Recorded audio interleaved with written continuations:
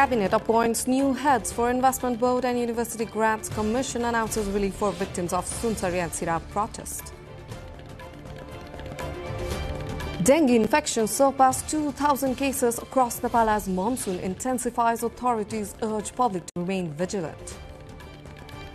Technical failures halt Nepal's driving license and national identity card services for weeks. Disruptions delays passport applications, among others. US President Donald Trump warns Iran will be hit very hard unless the strategic strait reopened as talks were ongoing.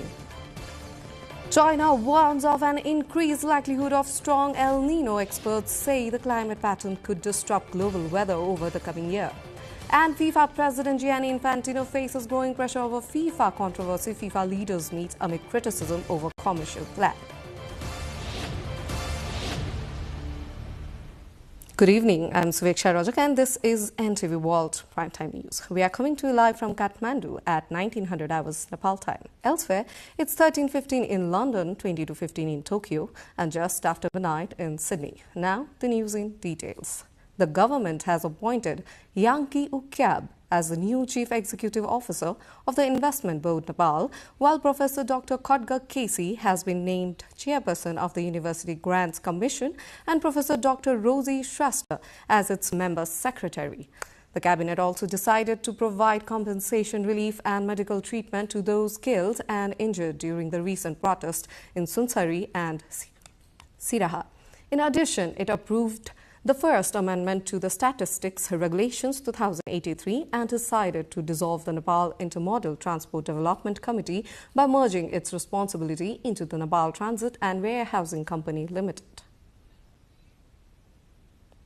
सर्वप्रथम प्रधानमन्त्री तथा मन्त्री परिषदको कार्यालयबाट तथ्याङ्क पहिलो संशोधन नियमावली 2083 स्वीकृत गर्ने प्रधानमन्त्री तथा मन्त्री परिषदको कार्यालयकै दोस्रो लगानी बोर्डको प्रमुख कार्यकारी अधिकृत पदमा श्री याङ्की उक्याब काठमाडौँलाई नियुक्ति गर्ने अर्को उद्योग वाणिज्य तथा आपूर्ति मन्त्रालयबाट नेपाल इन्टरमोडल यातायात विकास समिति गठन आदेश 2054 खारेज गर्ने र नेपाल इन्टरमोडल यातायात विकास समितिलाई नेपाल पारवहन तथा गोदाम व्यवस्था कम्पनी लिमिटेडसँग गाभ्न स्वीकृति दिने कृषि वन तथा पर्यावरण मन्त्रालयबाट छ पशु बच्चाला र मासु जाँच ऐन 2055 चरणबद्ध रूपमा नेपाल राज्यभर लागू गर्ने अर्को महिला मन्त्रालयबाट छ बालबालिका सम्बन्धी पहिलो संशोधन विधेयक 2083 संघीय संसद समक्ष पेश गर्न स्वीकृति प्रदान गर्ने शिक्षा तथा खेलकुद मन्त्रालयबाट विश्वविद्यालय अनुदान आयोगमा रिक्त रहेको अध्यक्ष पदमा प्राध्यापक डाक्टर खड्कबहादुर केसी पर्वत र सचिव पदमा प्राध्यापक डाक्टर रोजी श्रेष्ठ भोजपुरलाई नियुक्ति गर्ने अन्तिममा सुनसरी र सिराहा जिल्लामा भएको प्रदर्शनका क्रममा मृत्यु हुने र घाइतेहरूलाई क्षतिपूर्ति राहत उपचारको व्यवस्था गर्ने Today's Council of Ministers meeting also endorsed the phased nationwide implementation of the Slaughterhouse and Meat Inspection Act and approved the Child-Related First Amendment Bill 2083 for presentation in the Federal Parliament. Moving on, main opposition Nepali Congress has demanded the formation of an independent high-level judicial commission to conduct a fair, impartial and credible investigation into the recent Devanganj-Kaptanganj incident in Sunsari. Speaking at the press conference, party spokesperson Devraj Chalisay said the government's handling of the incident reflected a lack of restraint and accountability, raising serious concerns over its commitment to good governance. The party claimed public trust in the government has continued to decline due to repeated governance failures and questioned why the government has remained silent despite the National Human Rights Commission already submitted its report on the incident. जुन संस्थाको कमजोरी छ त्यही संस्थाले आफ्नो कमजोरी लुकाउन बनाइएको समितिले यसको स्थायी समाधान दिँदैन फेरि यस्ता घटना नघटोस् यो किन संवेदनशील विषय हो यस्ता चीजहरु दोहोरिएर घट्नु हुँदैन त्यसकारण सरकारी कमजोरी लुकाउने समितिका प्रति हाम्रो विश्वास छैन र त्यसैले सरकारी समिति होइन स्वतन्त्र निष्पक्ष र विश्वसनीय उच्च स्तरीय न्यायिक आयोग गठन गर्नुपर्दछ र यो मागलाई गम्भीरतापूर्वक सरकारले लिनुपर्छ The party also raised concerns over the passport procurement process, alleging that government's transparency and intentions in the deal have come under serious public scrutiny. Nepal railway services have resumed normal operations on the Jayanagar-Janakpur Dham Kurtha Singyahi route after an agreement was reached between government authorities and protesters. Rail services had been temporarily suspended during the Madhya province shutdown called by the Hindu Religious Followers Struggle Committee, which is demanding that Nepal be declared a Hindu state. Officials reported that passengers have returned in large numbers since services resumed. The Nepal Railway Company stated the railway operates 6 round trips daily and has the capacity to carry around 3,000 passengers each day. The railway continues to provide a safe, affordable and convenient mode of transportation for people living along the Nepal-India border. The Nepal Railway Company currently operates 2 modern trains on the route supporting cross-border travel, trade, education, access to healthcare and religious tourism. The government has introduced the National Agriculture Policy 2083 with the goal of transforming Nepal's agriculture into modern, commercial, competitive and self-reliant sector. The policy places food security, food sovereignty, increased farmer income, higher agriculture production, import substitution and export promotion among its key priorities. Agriculture, Forest and Environment Minister Geeta Chaudhary said the policy aims to address long-standing challenges while promoting a sustainable and productively driven agricultural system. The policy outlines measures to tackle land fragmentation, expanding barren farmland, inadequate irrigation and storage infrastructure, youth migration, climate change impacts, low productivity and rising import dependence. The ministry says effective implementation will rely on close coordination among the federal, provincial and local governments backed by legal institutional reforms, adequate financing, private sector participation and regular monitoring and evaluation. We are going for a short break here. More news coming up. Do stay with us.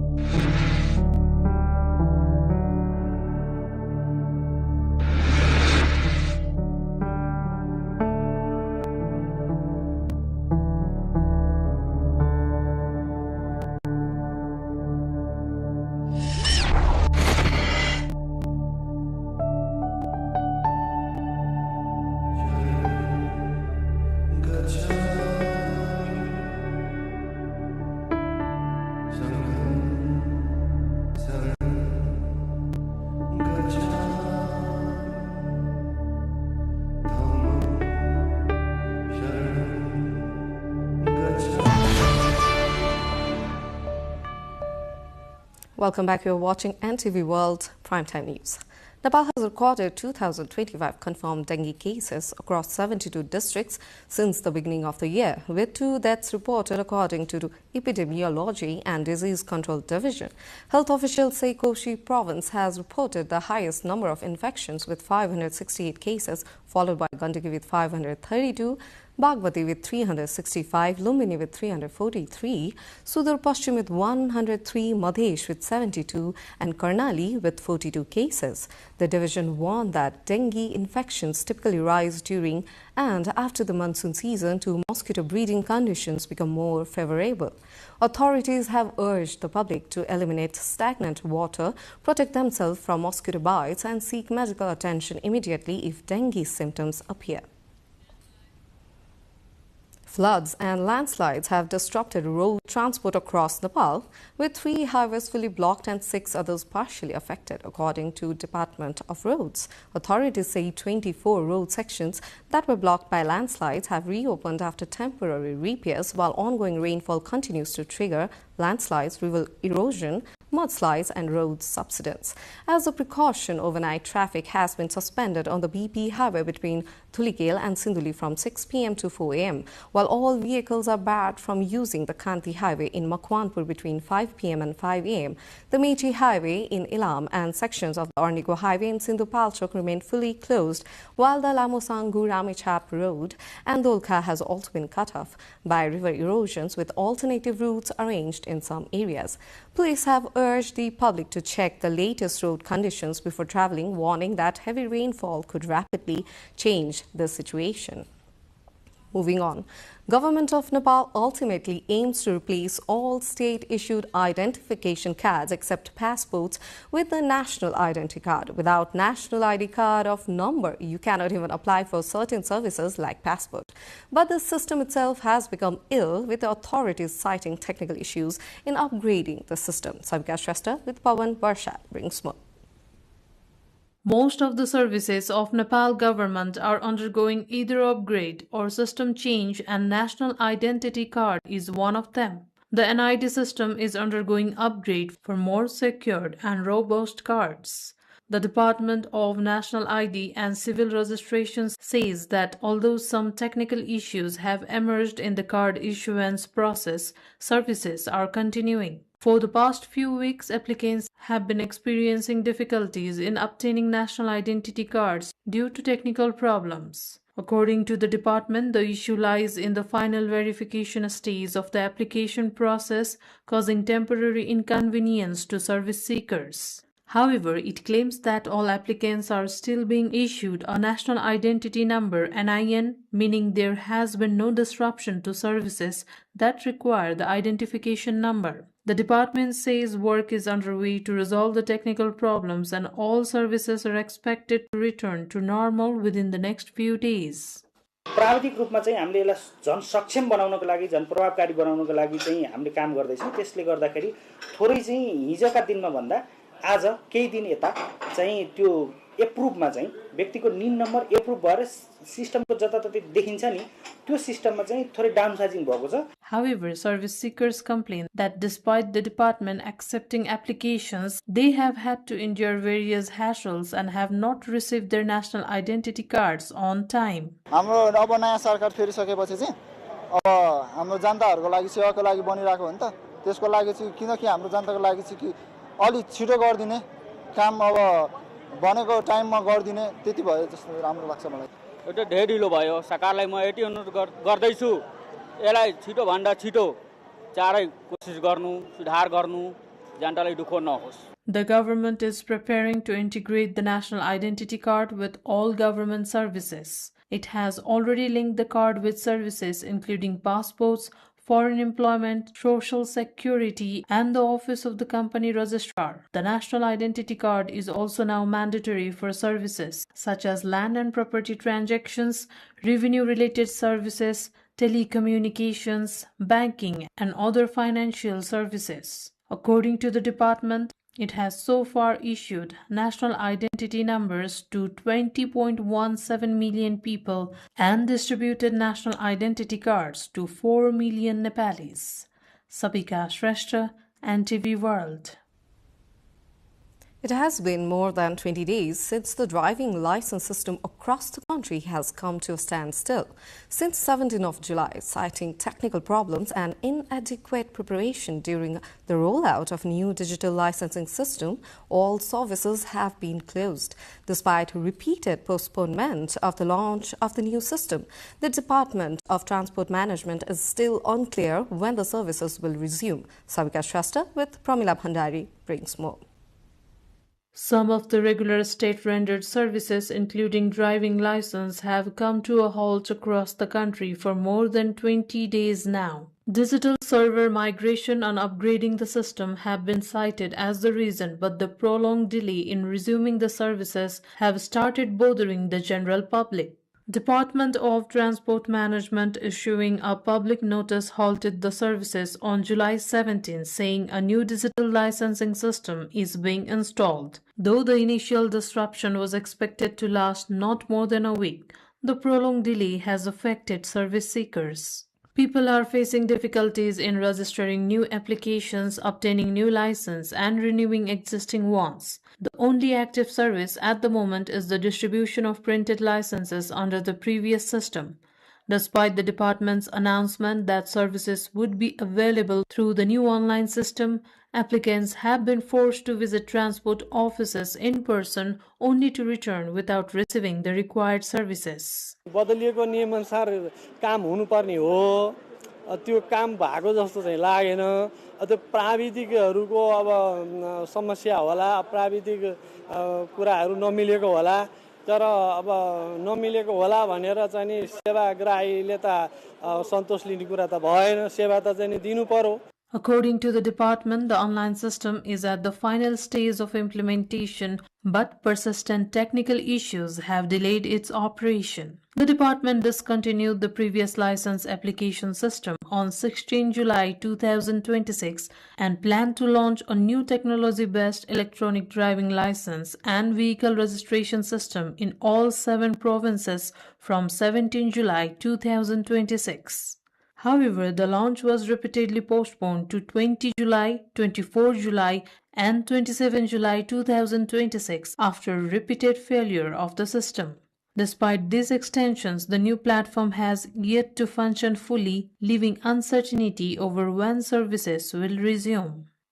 प्रणाली नै सुरु भएको छैन फर्मुलाइज भएको छैन उहाँहरूले trial पासको रसिद पनि काटेर आएको रसिद पनि जेनेरेट गरेर आउनुभयो ट्रायलै सुरु भएको छैन त्यस्तो त्रुटिहरू छ ती त्रुटिहरू चाहिँ सल्भ नगर्दासम्म त्यो अलिकति समस्या हुन्छ भनेर चाहिँ मन्त्रालय र विभाग लगाइराख्नु भएको छ नयाँ प्रणाली हो अब सुरुवात भइसकेपछि त आउने नै भयो केही त्रुटिहरू आउँछ हैन गर्दै कहाँनिर मिस्टेक हुन्छ त्यो सल्भ गर्दै जाने विषय एउटा रह्यो तर के भन्दाखेरि मिनिमम चाहिँ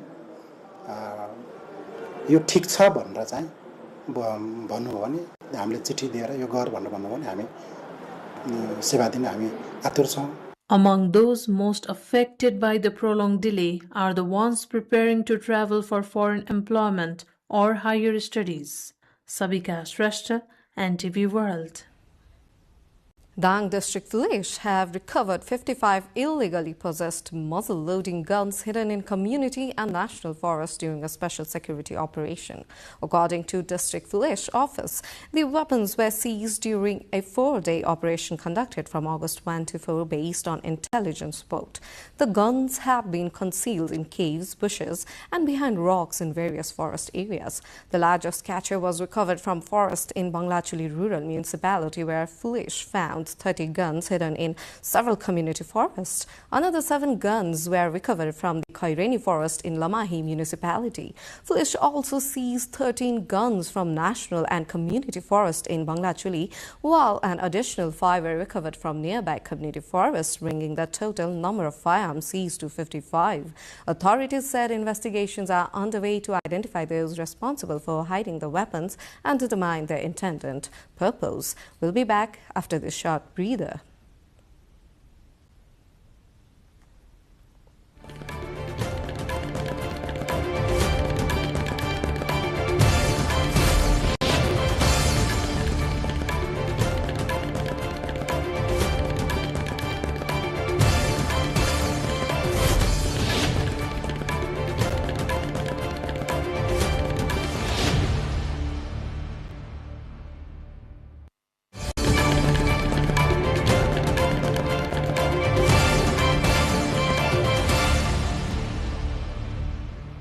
Welcome back. You are watching NTV World Primetime News and it's time for international updates. US President Donald Trump says Iran will be hit very hard unless the strategic Strait of Hormuz is reopened very soon in an interview with Fox News. Trump added that talks were ongoing and that Iran want to make a deal. The strait's going to be open very soon, or they're going to get hit very hard and then the strait's going to be open. We were going to a tremendous attack, the biggest since World War II. And they called me and said, very politely, please, can we talk? Can we talk? They didn't want. And I said, yes, we can talk. Let's get it done. Finally, let's get it done. Yemen's Iran-backed Houthi rebels say they have attacked a Saudi oil tanker off the port city of Yanbu in the Red Sea as they continue their declared maritime blockade against Saudi Arabia. The Houthis claim the strike is part of their campaign targeting Saudi-linked shipping, raising concerns over the security of key global trade route. تمكنت القوات المسلحة اليمنية بفضل الله من استهداف سفينة وفاء النفطية السعودية شمالي البحر الأحمر أمام منطقة ينبع، وذلك بعدد من الصواريخ البالستية، وكانت الإصابة دقيقة بفضل الله. وبهذا الاستهداف يكون إجمالي السفن التي استهدفتها قواتنا 8 سفن نفطية سعودية منذ بدء الحظر البحري في 22 من يوليو الماضي، فيما بلغ إجمالي السفن التي تم منعها وإجبارها على التراجع والعودة في البحرين الأحمر والعربي 29 سفينة نفطية سعودية. Israeli Prime Minister Benjamin Netanyahu has rejected a US-backed draft proposal on the disarmament and demilitarization of Gaza, saying it does not reflect Israel's position. In a video statement released on Tuesday, Netanyahu said Israeli forces would not withdraw from their current positions until Hamas is completely disarmed, contradicting US President Donald Trump's earlier claim that Israel was satisfied with the proposed framework. הנשיא טראמפ חושב, צוותו חושבים, שהם יכולים להביא את החמאס להתפרק מנשקו ולפרז את עזה. אנחנו בודקים את זה. הם שלחו לנו טיוטה, לא הסכמנו לה, זו לא טיוטה שלנו, שלחנו את ההערות שלנו. At least 15 people have been killed and dozens more wounded after Russian missiles and drone strikes hit Kyiv and surrounding regions of Ukraine overnight, authorities said on Wednesday. The barrage struck residential buildings and warehouses across the capital area, triggering fires and causing widespread damage as emergency crews responded at several locations. And international media reported hearing explosions in Kyiv after midnight, with smoke and the smell of burning remaining in parts of the city hours later. The attack comes as Russia has intensified its use of missiles and drones against Ukraine, while Kyiv continues to seek additional air defense systems from its allies. The latest strikes are part of an escalating long-range conflict between Russia and Ukraine, with both sides carrying out attacks far beyond the front lines. Former Bangladeshi Prime Minister Sheikh Hasina is expected to make a rare public appearances via video link from New Delhi, marking her first public address since going into exile after her government was overthrown in 2024. Hasina will join an event hosted by Foreign Correspondent Club of South Asia alongside her son Sajib Wajid Joy and senior leaders of the Awami League. The appearance comes as Bangladesh continues to seek her extradition from India after she was sentenced to death in absentia over allegations that she ordered security forces to fire on anti-government protesters during the 2024 uprising. Japan has conducted a live fire test of a US-made Tomahawk cruise missile launch from one of its naval destroyers in the Pacific Ocean. As Tokyo strengthens its defense capabilities, the missile, which can strike targets at distances of up to 1,000 miles, was fired from Japanese Maritime Self-Defense Forces Tokai warship on July 29. The test comes as Japan expands its military capabilities under a revised security strategy, citing growing regional threats from countries including China, Russia and North Korea.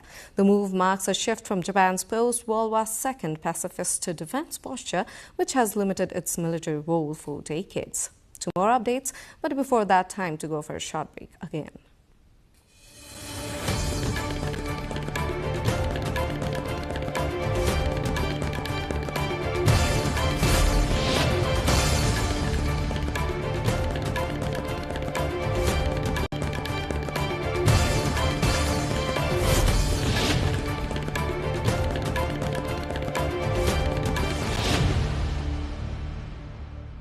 The probability of strong El Nino event developing has increased according to China's National Climate Center, raising concerns over possible global weather impacts. The center said sea surface temperatures in the central and eastern equatorial Pacific crossed El Nino thresholds in May, warmed further in June and enters strong El Nino monitoring status in early July. The climate event is expected to continue until at least next spring, lasting around a year. Meteorologists say the effect of strong El Nino events often appear months after the peak, as changes in ocean temperatures gradually influence global weather patterns. A stronger El Nino could affect rainfall temperatures and extreme weather risk in different parts of the world.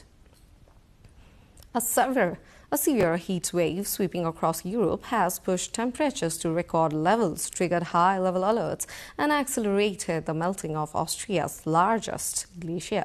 Austria recorded its hottest days on record, with temperatures in Vienna exceeding 41 degrees Celsius for the first time. While authorities warn that extreme heat will continue in the coming days, the intense temperatures are also affecting the Pastures Glacier, where rapid ice loss has raised concerns that the country's largest glacier could split into two sections this year. Scientists say rising temperatures linked to climate change are accelerating great glacier retreat, with melting seasons in Alps now lasting longer than previous decades. Meanwhile, at Parque Zoo, polar bears and gorillas nibble on ice cream and roll around in piles of snow as the second heat wave of the summer reaches its peak, with national temperatures hitting a near record 41.5 degrees. Polar bear twins Gregor and Elliot receive up to 3 tons of ice on such days, while they munch on ice cream filled with apples, carrots, mackerel and salmon. Zoo officials say the gorillas, for their part, like their ice cream also sweetened with fruit.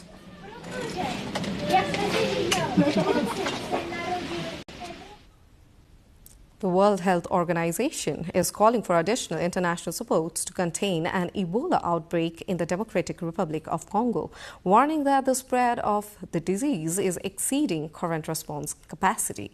WHO spokesperson Tariq Hassarovic said more funding and resources are needed to expand emergency operations and strengthen efforts to control the outbreak. The agency said the country has recorded 3,748 confirmed Ebola cases, including 1,657 deaths, while hundreds of patients have recovered and thousands of contacts remain under monitoring. Health authorities working with the WHO and other partners are continuing vaccination surveillance and treatment efforts. The WHO also warned of the risk of further transmission due to population movements and the possibility of virus spreading across borders.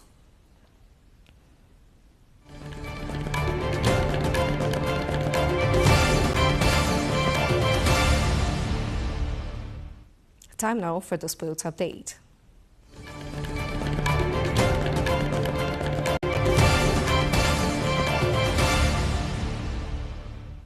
FIFA President Gianni Infantino has convened a meeting with senior officials in Morocco as pressure mounts over his abandoned proposal to sell part of FIFA's commercial and event operations to private investors. The meeting follows strong criticism from top FIFA executives, including Secretary General Matthias Graf-Sturm and Chief of Global Football Development Arsene Wenger, who said the proposal should never have moved forward.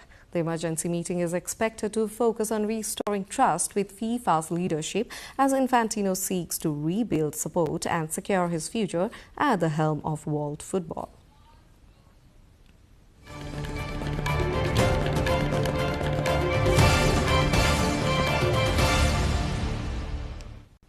This brings us to the end of this edition, but before we say goodbye, here is a quick reminder of top stories.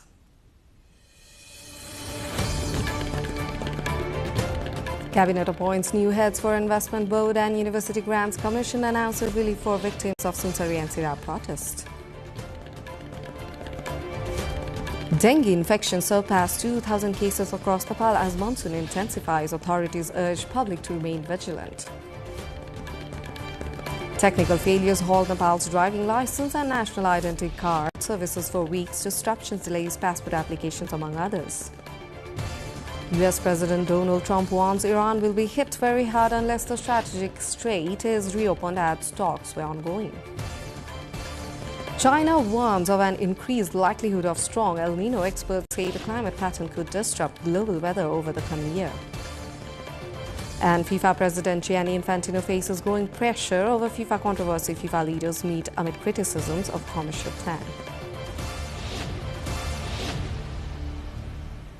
That's it for this edition of Primetime News. Our next bulletin will be at 2200 hours Nepal time. Do join us through our social media and get the latest updates from our official website, nepaltelevision.com. I'm Suveksha Rajak. Thank you for staying with us. Have a wonderful evening ahead.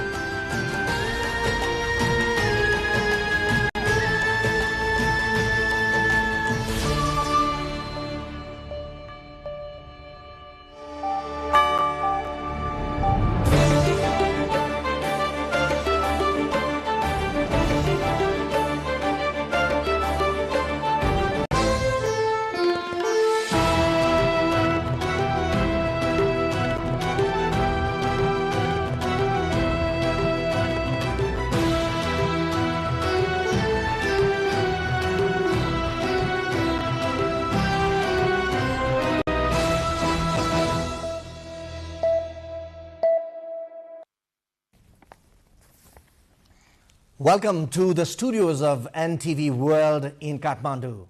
Public Service Broadcasting PSB Nepal's new initiative to make Nepal more visible and audible to the global audience.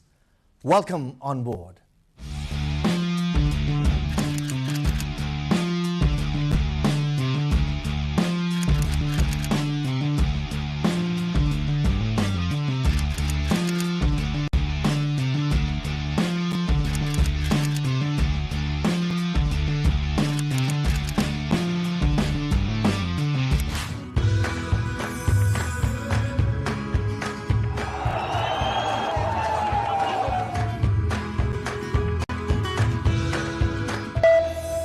This is NTV World, facts that speak, insights that matter. Telling the stories of a changing planet. NTV World, Nepal's perspective to the world. Exploring the heartbeat of Nepali creativity. This is NTV World. The power of story shaped by technology. NTV World.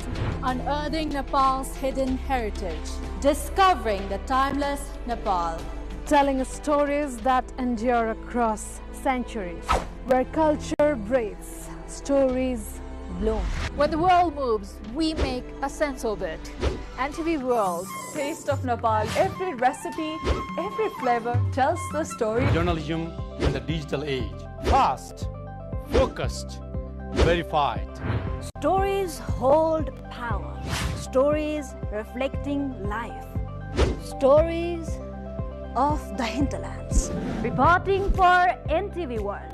This is NTV World. Welcome to News Hour. This is NTV World. Welcome to Primetime News. One story at a time. Crossing borders, connecting voices, where Nepal meets the world in dialogue. This is NTV World, Nepal's perspective to the world. Voices that connect Nepal to the world, bringing perspective, region and relevance to every story. NTV World, Nepal's perspective to the world. Stand by. Mic is on. 3, 2, 1, cue. We are NTV World. आँखामा हेर यो माहो तिम्रो शक्ति मेरो आत्मा. The golden light that starts to glow, the quiet peace that helps you grow. This power comes from deep inside, a rising never-ending tide. This is me, this is my soul. Ma, make my spirit whole.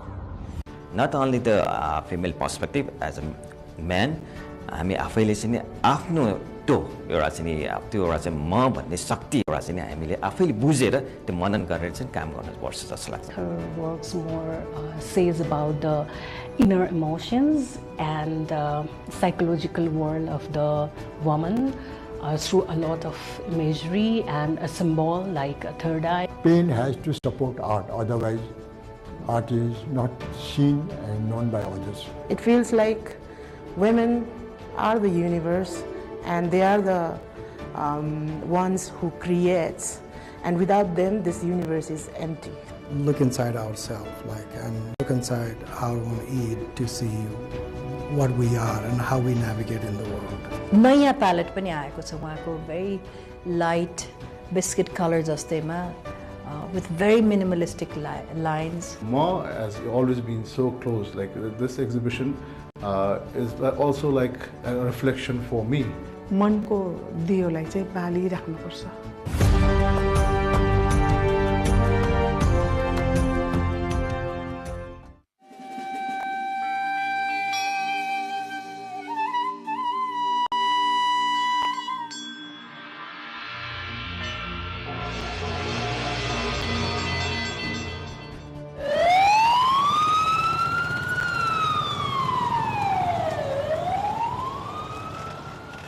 Darbar Marg.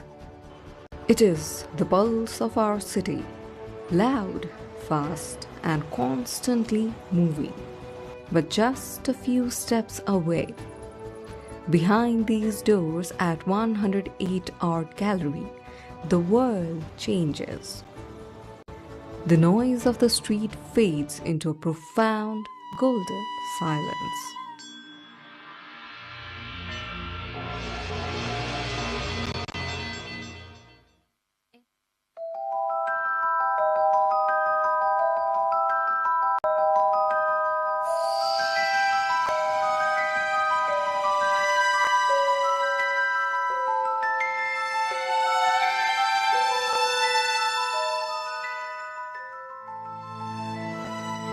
For over 3 decades, Irina Tamrakar has been a defining voice in Nepali contemporary art.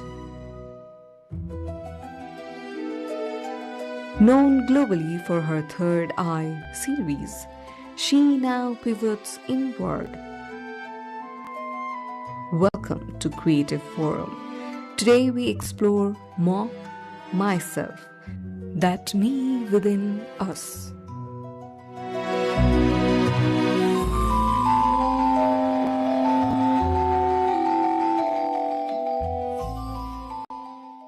Yo solo आउनुभन्दा पहिला म निकै वर्ष चाहिँ धेरै वर्ष third आई सिरिजमा काम गरेको थिएँ. थर्ड आईमा चाहिँ कलरहरू पनि डिफ्रेन्ट थियो, अलिकति पावरमा वुमेन्स पावर भनेर हामी महिलाहरूको पावर, यङ केटीहरूको पावर, त्यो हिसाबले चाहिँ मैले धेरैवटा पावरको हिसाबले चाहिँ शक्ति चाहियो क्या हामी महिलालाई हैन. त्यही हिसाबले शक्तिको आधारमा मैले रातो कलरहरू चाहिँ हामी नेपाली कल्चर हिसाबले पनि शक्ति नै हो, टिकाहरू लाउँछौँ. त्यो कन्सेप्टमा धेरै वर्ष काम गरिसकेपछि तेस्रो नेत्र हामी महिलालाई चाहिन्छ क्या हैन. हामी एवेर हुनुपर्छ, समाजमा हामी फाइट गर्नुपर्छ, समाजमा हामी आफ्नो हिसाबले अघि बढ्न सक्नुपर्छ भन्ने कन्सेप्टले म अघि बढेको थिएँ. मैले त्यो कन्सेप्टमा पेन्टिङ गरेँ. अनि अहिले आएर चाहिँ थर्ड आई भित्र पनि मलाई अब अझ खोजी गर्न मन लाग्यो हैन. म भनेर चाहिँ फिल आइसकेपछि मैले म किन नराख्ने अब यसमा थर्ड आईको बिचमा भनेर. अनि देवनागरीलाई मलाई चाहिँ होइन कि अलिकति रचना लिपि, नेपाल प्रचलित लिपि, त्यसलाई चाहिँ मको रूपमा त्यति फरक त छैन, तर अलिअलि फरकको हिसाबले चाहिँ म राखेको हो.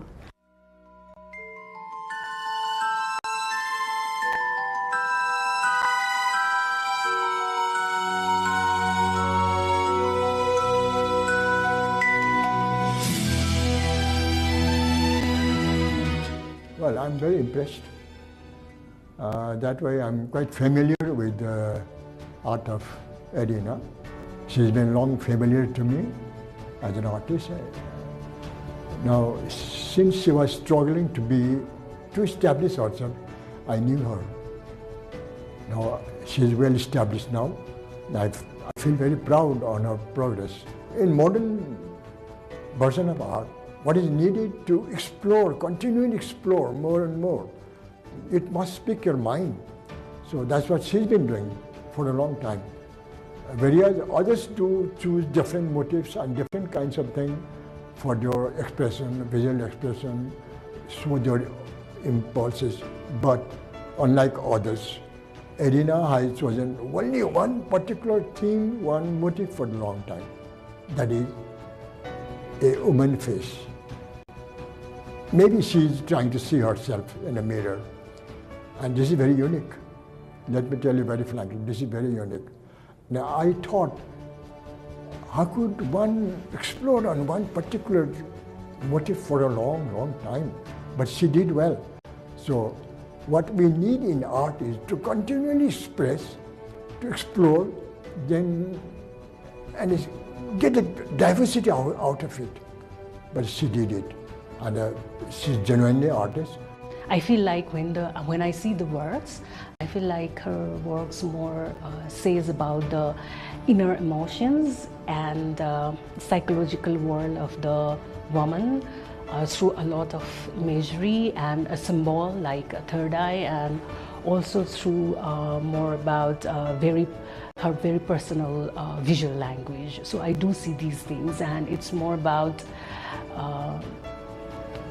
woman's resilience that I see in her works.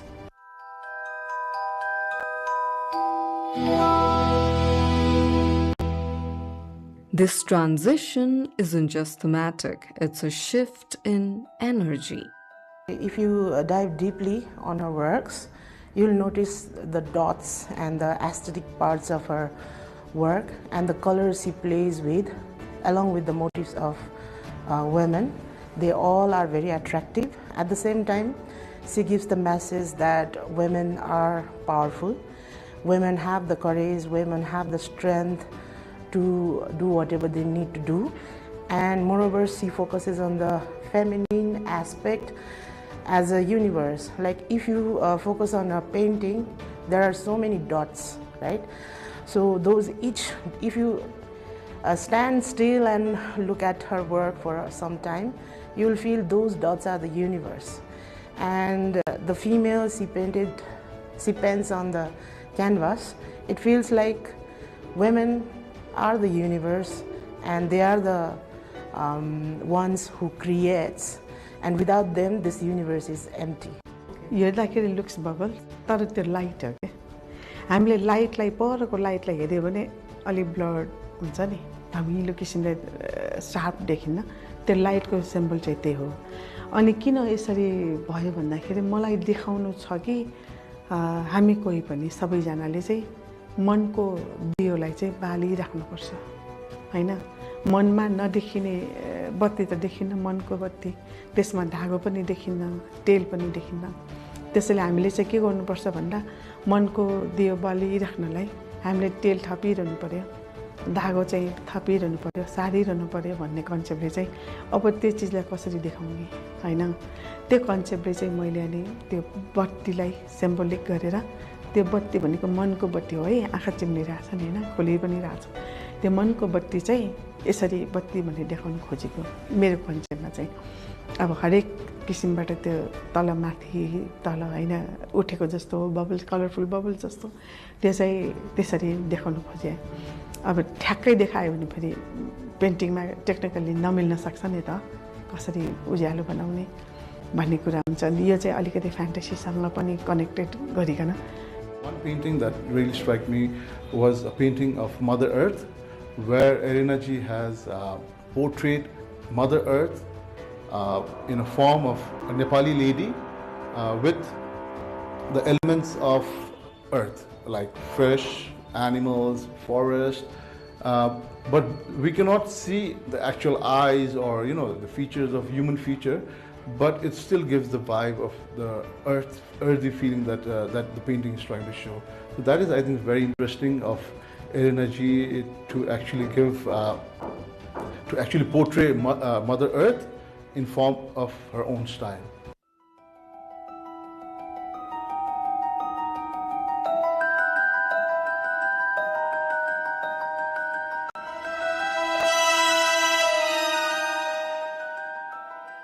एरिनाको silhouettes in time भन्ने एक्जिबिसन भएको थियो सिद्धार्थ आर्ट ग्यालरीमा it was a very successful so this face that you see in this exhibition त्यो चाहिँ नि त्यति समयको बेला चाहिँ नि फर्स्ट टाइम इमर्ज गरेको हो र the use of gold to display the richness of our heritage त्यो प्यालेट पनि त्यति बेला नि आएको हो र त्यसपछिको एक्जिबिसनले मलाई लाग्छ एरिना कोरिया जान पनि सेलेक्ट भएको थियो अहिले चाहिँ नि नयाँ प्यालेट पनि आएको छ उहाँको भेरी लाइट बिस्किट कलर जस्तैमा विथ भेरी मिनिमलिस्टिक लाइन्स कुनै चाहिँ नि तपाईँले यहाँ देख्नुहुन्छ इन अ भेरी लिनियर त्यो चाहिँ नि मेरो लागि चाहिँ नि एउटा नयाँ डेभलपमेन्ट हो and I hope Arina continues with this abstract linear process जुन अहिले हामीले देखिरहेछौँ काममा त्यसको चाहिँ नि लार्जर स्केलमा पनि हुनसक्छ I look forward to sing those works to I think most of the thing that I praise about the exhibition here is not only this exhibition, but Erna Didi's the way she plays with the color is fabulous, and the way she brings out that inner emotions of the female, that is also tremendous. So these are the things I really get inspired by her works, and also not only about the work, but as an artist, the dedication, the sincerity, the passion, and the humility I really admired of her.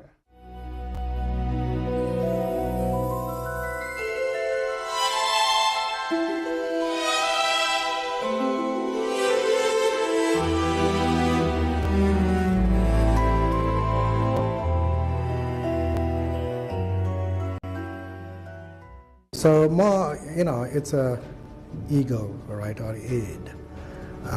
So I think when the way we navigate the world is by measuring with our own body, with our own sense of self, right? So that sense of self, that identity is ma, right? So that's how we express I in English or ma in Nepali.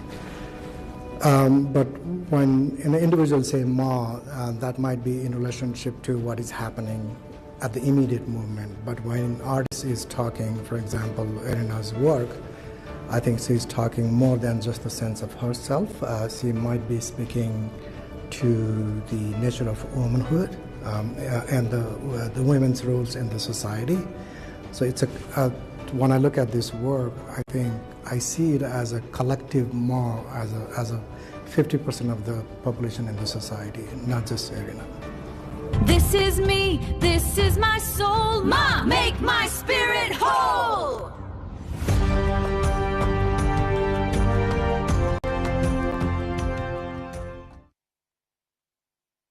अहिलेको recent यो जुन म सिरिजमा चाहिँ नि मलाई लाग्छ it's about her एउटा expression हो होइन एउटा फिमेल फर्म छ सो फिमेल क्यारेक्टर त्यसमा पनि more like more focus on the faces होइन फिमेल फेसेसहरू छ अनि त्यसमा पनि अलिकति एउटा एग्रेसिभ फिलिङ्सहरू छ यसपालि चाहिँ नि so aggressive in a sense like अहिलेको जुन अहिले समाजमा जुन घटिरहेको घटनाहरू छ त्यसैलाई अलिकति बेस लिएर चाहिँ नि एरिनाले काम गरेको छ यसपालि चाहिँ नि सो स्पेसली अब भन्नुपर्दा म series is based on her own expression own like identity होइन त्यसमा बेस भएर काम गरिरहेछ सो सियास एक्सप्लोर कलरमा पनि अलिकति डार्कनेस अफ कलर चाहिँ युज गर्नुभएको छ यो म सिरिजमा सो प्रायः चाहिँ नि कलर्सहरू चाहिँ नि ग्रे ब्ल्याक त्यसमा पनि फेरि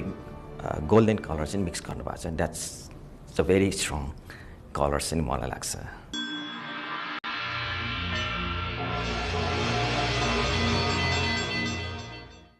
As everybody knows, running a gallery is a very complex and financially challenging thing to do.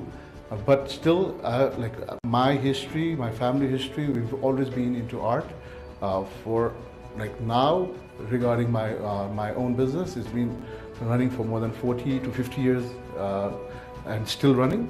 So this is a small diversification from being an art shop and then to an art gallery. So it's two different streams, but the objective is still one: promoting Nepalese art.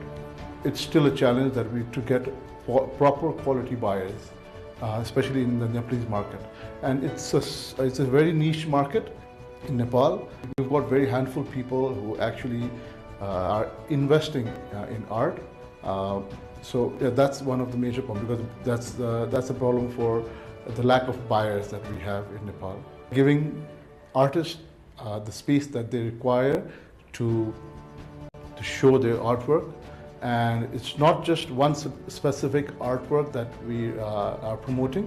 So here in 108, we give a platform to all the different art and artists. So this is a major step that we as a gallery are taking, and we are also trying to promote artist merchandise, where the buyer can actually have the essence of the original artwork, but in a cheaper form, whether it be prints. Like we've tried a couple of things like making puzzles out of the original artwork, where we pay good royalty to the artist, and then gallery, we've got our certain commission, and then the buyer also gets a genuine piece in return.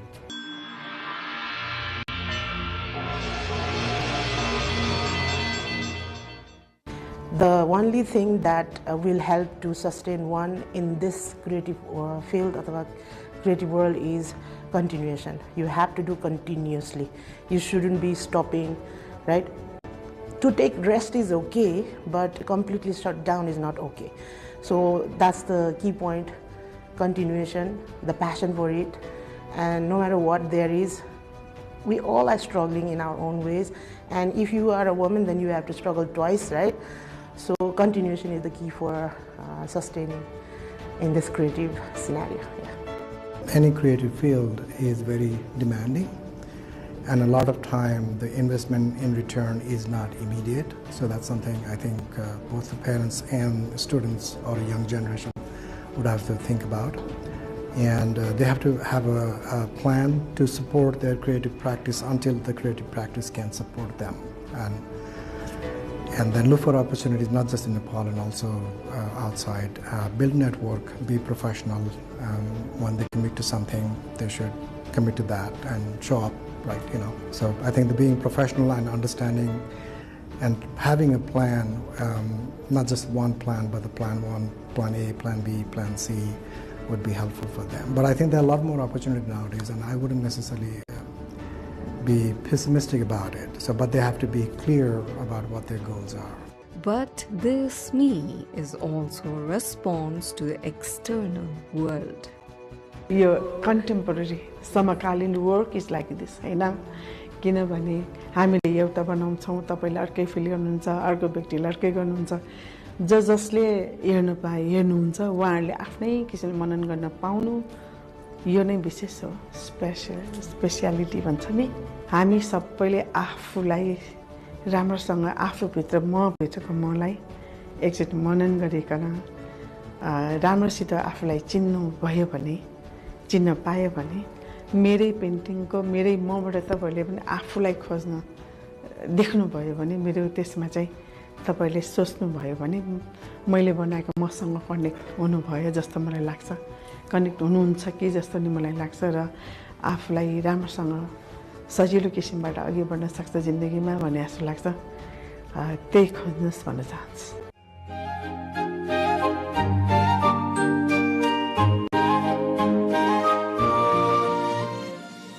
This was Irina Tamrakar's More Myself. We hope you were near to finding that more in you from today's episode of Creative Forum. The golden light that starts to glow, the quiet peace that helps you grow. This power comes from deep inside, a rising, never-ending tide.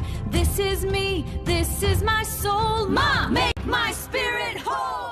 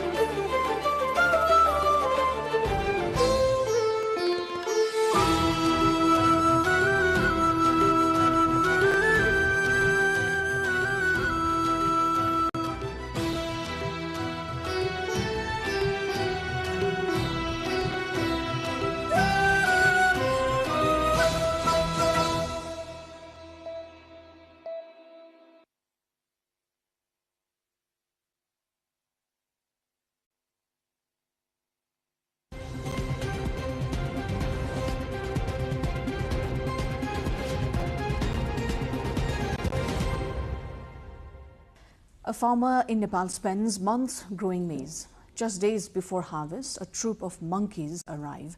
Within an hour, the crop is gone. It sounds like a local problem, but it isn't. Farmers in India lose crops to elephants, Australians battle kangaroos, Americans struggle with bears, and Europeans are debating wolves. Around the world, wildlife is returning, but so is conflict. So the question is, can humans and wildlife still coexist? To help us understand why these conflicts are increasing, what Nepal's recent monkey management report recommends, and what lessons the world can learn about coexistence, on Insight today we are joined by Mr. Hom Chetri, who is the chair of Nepal's Monkey Management Task Force and also a human-wildlife conflict expert. So welcome to NTV World Insight. Thank you for having me. Thank you. You've chaired the Monkey Management Task Force, and just recently your team has submitted an interim report to the Nepal government. Yeah. Before we dive into the basics of human-wildlife conflict, what preliminary findings did you come up with?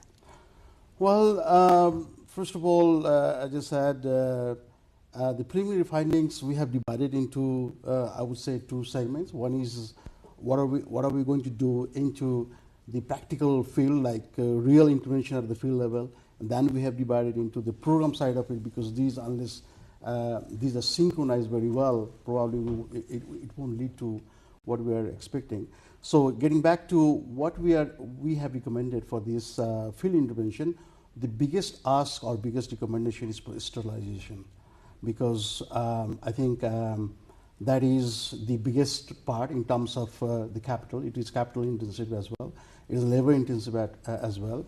Although it has a lot of challenges, given that our country is yet to catch up with the speed or the kind of logistics help it needs to go for that kind of operation like sterilization of monkeys.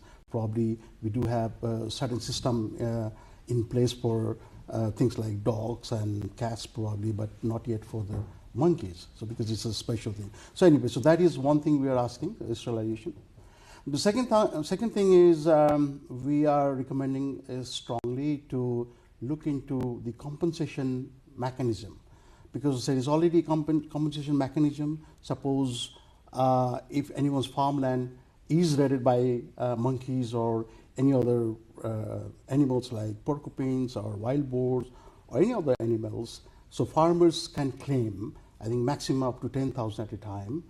But that one goes through some cumbersome process, and at the end, some of the farmers, they just give up because of the the intensive process involved, and one has to travel all the way to go and claim it, and sometimes they end up paying more than what they will eventually get as their claim. Mm-hmm. So anyway, these are the very complicated process. So we have reviewed it thoroughly, and we have come up with the recommendation to make it more efficient, more pro-farmers, more compensation which is more realistic, like how much is the loss, and that should be evaluated accordingly. And also they should be in a position to get the money paid at the spot itself, than going all the way, the traveling, the logistic is another problem. So that also needs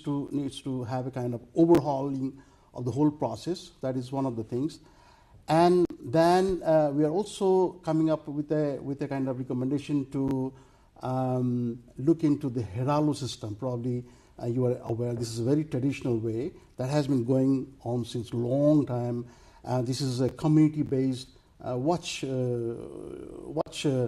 group. They form a group and then they are called Heralo. But the system that we are recommending, it is a bit of improvised system. We are even recommending that there should be a proper training before they get onto the field. Like they should have proper instrument, proper equipment to protect themselves, like helmet, the proper gear, whistle. They should have proper way to communicate, maybe a stick for their own safeguard, and so on and so forth. And eventually they should go through different training, like how to maintain their logbook, how to communicate, and so on and so forth. And the basic feature that we want to see it change is, like in the traditional way, they won't really care about where the monkey is coming from or what is their route they have been following it up. They will just randomly chase it away. It doesn't matter where they end up. Like they might go to their neighboring plot. So, but in the system that we are talking about, it should be coordinated in a way so that their exit is not to someone's land, someone's farmland, but it has to go to a proper place where they can, stay without harming other farmland. So these are the components that we want to see added up. Why do you think the government thought it necessary to carry out this study? From this, what we want to understand is the gravity of the situation. How serious is monkey menace in Nepal? Right. The government, this situation was there, and there was a lot of talk on ritual basis every year in parliament, in what do we call Chiabati, from Chiabati with tea shops to whatnot, right? And it was raised at a very alarming scale, but it was happening, and it will go through a certain seasonal time, and then it will just vanish, and then again it used to come up every year, and then again and again and again, but it will never reach up to the table of policymakers who should take it seriously and do some action. And that probably never happened. And this time, I think they realized the gravity of the situations. This time, probably the visibility was much more, and the impact was really seen. Maybe because of the media, maybe because of the quick accessibility of the situations, or maybe I think it's more access to the visibility, and that is how they could realize. If you could provide some numbers of how big of an impact this has caused to perhaps livelihoods or people. Well, we did one survey in Arghakhanchi, the district called Arghakhanchi, and it was done through a very competitive professional team, and the result that came up was very surprising. For example, one of the most striking finding was in the districts, out of six palikas, 3 palikas were under the review, and they found that 78% of the total populations, they are in a process to abandon the farming. Either they have abandoned, or they are in a process to abandon, or they will just go for maybe one more season and they will abandon the entire farming. Imagine 78% of the farm populations, they are ready to abandon it, leave it. So what is left in the rural side, which is totally based on the farming? So that is one of the very alarming situation. Again, you can imagine the situations. Those who have certain alternative way, probably they will go there. But those who don't have any fallback place to land on and go for any other options, they will get into this spiral of vicious circle of debt, and then again problem and problem and problem, right? So that was most alarming situations. Do you think the findings from Arghakhachi represents rest of the other districts in Nepal? More or less, more or less. Or are there other impacts different than Arghakhachi? More or less. Arghakhachi can be taken as a kind of representative districts of the Middle Hills, because the impact is more in that regions, like about 50 to 60 districts out of, so those are heavily impacted. So I think Arghakhachi case can be taken as a better example. There are, of course, many other districts even in the east, like we keep on listening about Diktal, Sankwa Sabha, and even in the Mid Hills, we keep on listening about how serious it is in Parvat, Gulmi, the Putan. I would say probably Arghakhachi is a little less than some of the districts who are facing severe impact because of this crop-raiding animals. And what would you say is the severe impact that they are witnessing? I would say, first of all, one data says whatever forage or whatever feeding that monkey need, they 45, at least 45% of the food they need for their survival, they get it from farmland. And the rest, 55, they get it from their own natural habitat, right? So that itself, you can imagine how much is the share they're taking from the farmland, and how much encroachment, how much invading they have been doing it on kind of daily basis. People have been spending day and night actually, and on top of monkeys, there's another animal which is called wild boar. We call it bandel. Bandel is even more dangerous because in the daytime you take care of monkeys, and in the nighttime you have to take care of wild boar. And that wild boar is even dangerous because that can even harmful, that can even attack you. And so that is one of the situations how dangerous it is in terms of the crop loss and in terms of your safety. So it is very, very dangerous. And there are different figures floating in reports like 5 billion losses, and some of the households in the range of 40 to 50,000 per year. Those are very sporadic kind of anecdotal reports coming up here and there, but there hasn't been a comprehensive report done at the national level to determine what is the total loss and which are the main hot spots, etc. But that is also in the pipeline, and that is also one of the suggestions we are making, that we should go for a national level, very credible, very reliable data, because at the moment we are just making some kind of guess. Recently, there has been one study done by NTNC, National Trust for Nature Conservations, and they have really come up with one basic figure on what could be the populations, and according to them, it's like 100,000, 104,000, closer to that. So, but we need to know how credible it is, but at least that is the basis we have. So my point is, we still lack a credible database. And without database, without that kind of information, it's very, very difficult to make any decisions for any planner, right? Like even if you talk about sterilization or compensation or any kind of interventions, right? We don't know where they exist and what is their age group, what is their way of coming, I mean the route they normally follow, etc. So it's been a bit of dilemma for the planners to pinpoint where the problem is and how to hit it. So that's also in this in our recommendations to make sure that government comes up and builds a very solid way to form a credible data. Let's break down the compensation issue here. You mentioned that many of the farmers are not aware that there is a compensation mechanism in place. The process can be cumbersome for some, which discourages them to access the compensation itself. But what does the compensation package look like, and how can farmers access it?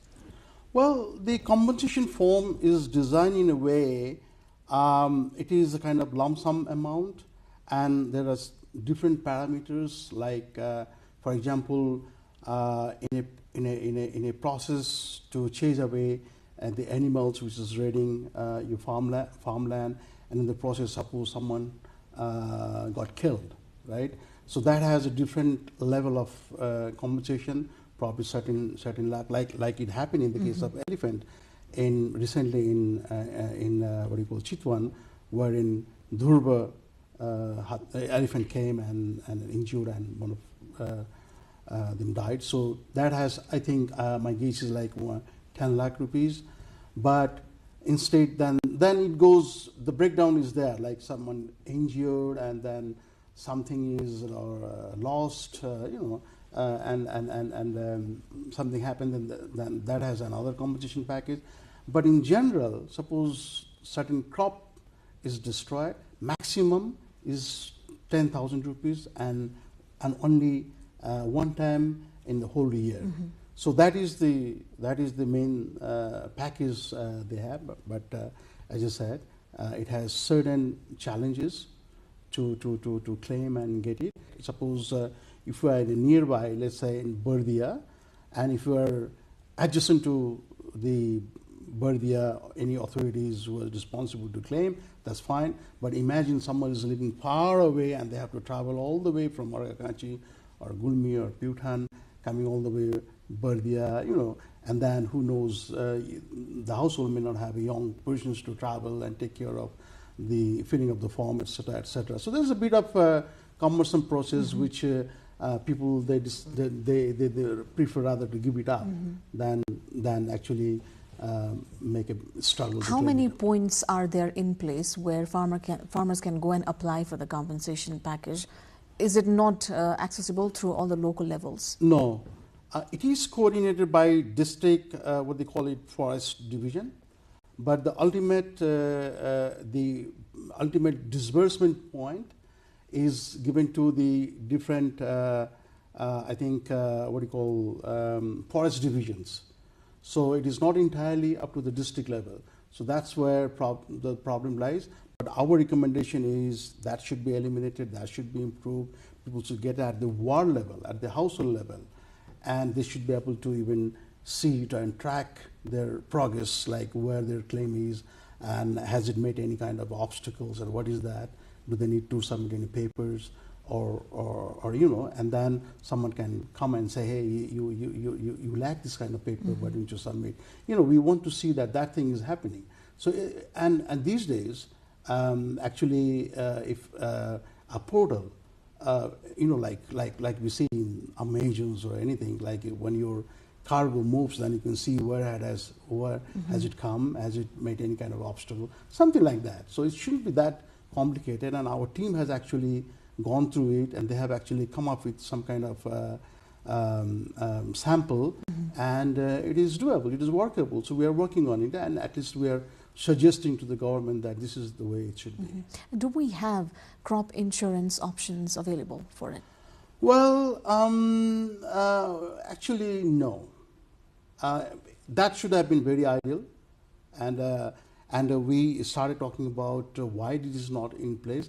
But I think because then it's a commercial venture versus the problem this side. So I think most of the insurance companies probably they don't see much of the profit backs, which they can take it as their portion of some benefit. So I think there is a bit of caveat, and again, this is one of the best way, as you suggested, and this is also one of the recommendations. And if the government wants, and they can actually pull up all those resources, mainly the insurance thing, and they can make them work on it. Why not, right? Even the government can come in and announce some kind of flexibility. Maybe certain portions the government can chip in, and certain portions the communities, those vulnerable communities, they can also come forward.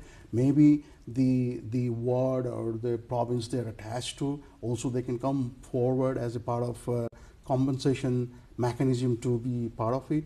So it is doable, but again, that needs a lot of coordination, and that is where we're also suggesting that when this task force exit, right, we have a very limited time and before this tenure goes off, there should be very competent institutions taking over entire initiative.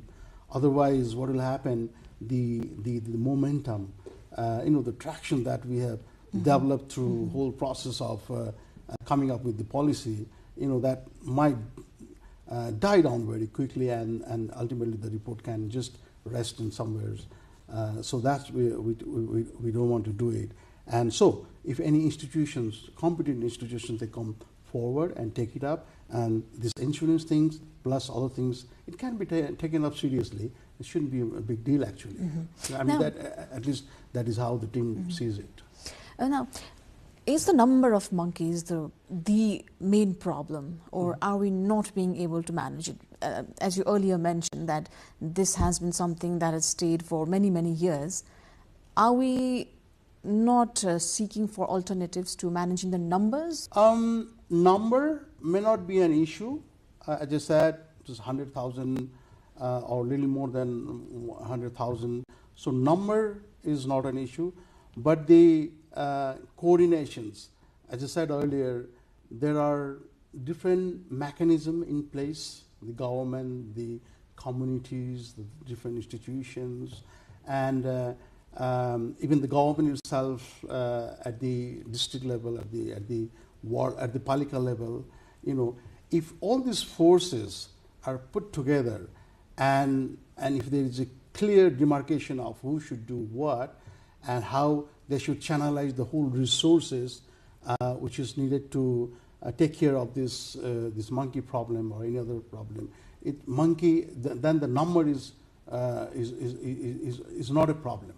So whole issue is the coordination and how good we are at coordinating the different sources. As I said, there are Heralo system, the watch community watch group, and there are other groups.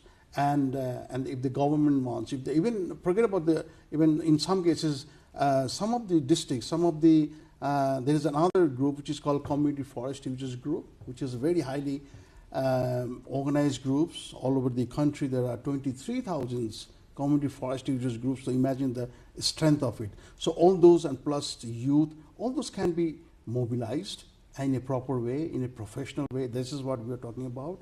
And if these are all pulled together and put together, number is not a problem. It can be done. When we started actually this work, and we kept on hearing this, hey, why you worry about so much? Just export it to some countries like China. And we thought, yeah, probably why not? So, and then as we got into the process, and then we realized this is absolutely impossible. And the reason I tell you, there are two major reasons why it is impossible. One is country like China, why they would take our garbage. It is a garbage for them, right? And because they would need only for two reasons. One is for their pharmaceutical business, and probably the second reason is, although very cruel, probably for the delicacy purpose, they want to eat it. But the problem is they cannot take our monkeys straight to their pharmaceuticals department, let's say, because our monkeys are wild monkeys. They're full of disease, full of zoonotic disease, and obviously they cannot deal with that wild monkeys, whereas they want to experiment the vaccinations, the medicines, and they want a very pure, very healthy one. And even to get a healthy one, that means it has to be in a proper farm, which has gone through strict protocol of quarantine, healthy process, etc., which is again a lot of logistic things to encounter, right? And then only they will take not only the first generation of farm monkeys, probably they will prefer the second or third generation, just to make sure they are very clean and they are very, very good candidates to apply their vaccines and see how it works. So in our case, it's not possible. So that is the main reason we cannot think of exporting. For that, I think there's also an ethical concern attached to it. Yeah, sure. I mean, like ethically is like if they are going to take it as for delicacy. Again, that's a cruelty, and obviously there comes ethical. Even for vaccination, we don't know, but at least we know that it has gone for a good purpose. But I don't know how they will deal with it. But at least there is a reason. But having said that, that's also where the private companies can link up. Meaning, like for China, let's say China's demand for live monkeys is very high, right? They need about 70 to 100,000 monkeys a year for their pharmaceutical business, because it's $1 trillion business actually, right? Even in China and the way they are expanding their businesses, right? And their domestic production ranges from 50 to 60,000. So there is a gap of 30 to 40,000 monkeys a year. So if there is a proper understanding, proper setup in our context, we can export it. Obviously, this exporting is not going to solve our current problem, which the monkeys are raiding our crops. This is not going to solve, but at least there is an avenue, which is a commercial avenue, which can be explored, right? Well, there are other challenges too, like animal rights groups and all this. They have to negotiate, but there is a commercial opportunities, commercial window of opportunity they can explore, and where the private sector can come in and grab that opportunity. But do you think climate change has aggravated the situation at all? Well, climate change is the big factor because of the land composition, the way it has changed, right? Because of the climate change.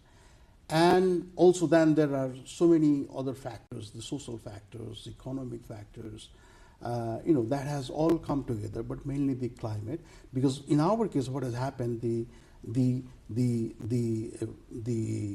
gap between farmland and the forest, it used to be a bit wider, and there used to be buffer crops, buffers, regions, which used to protect each other's, right?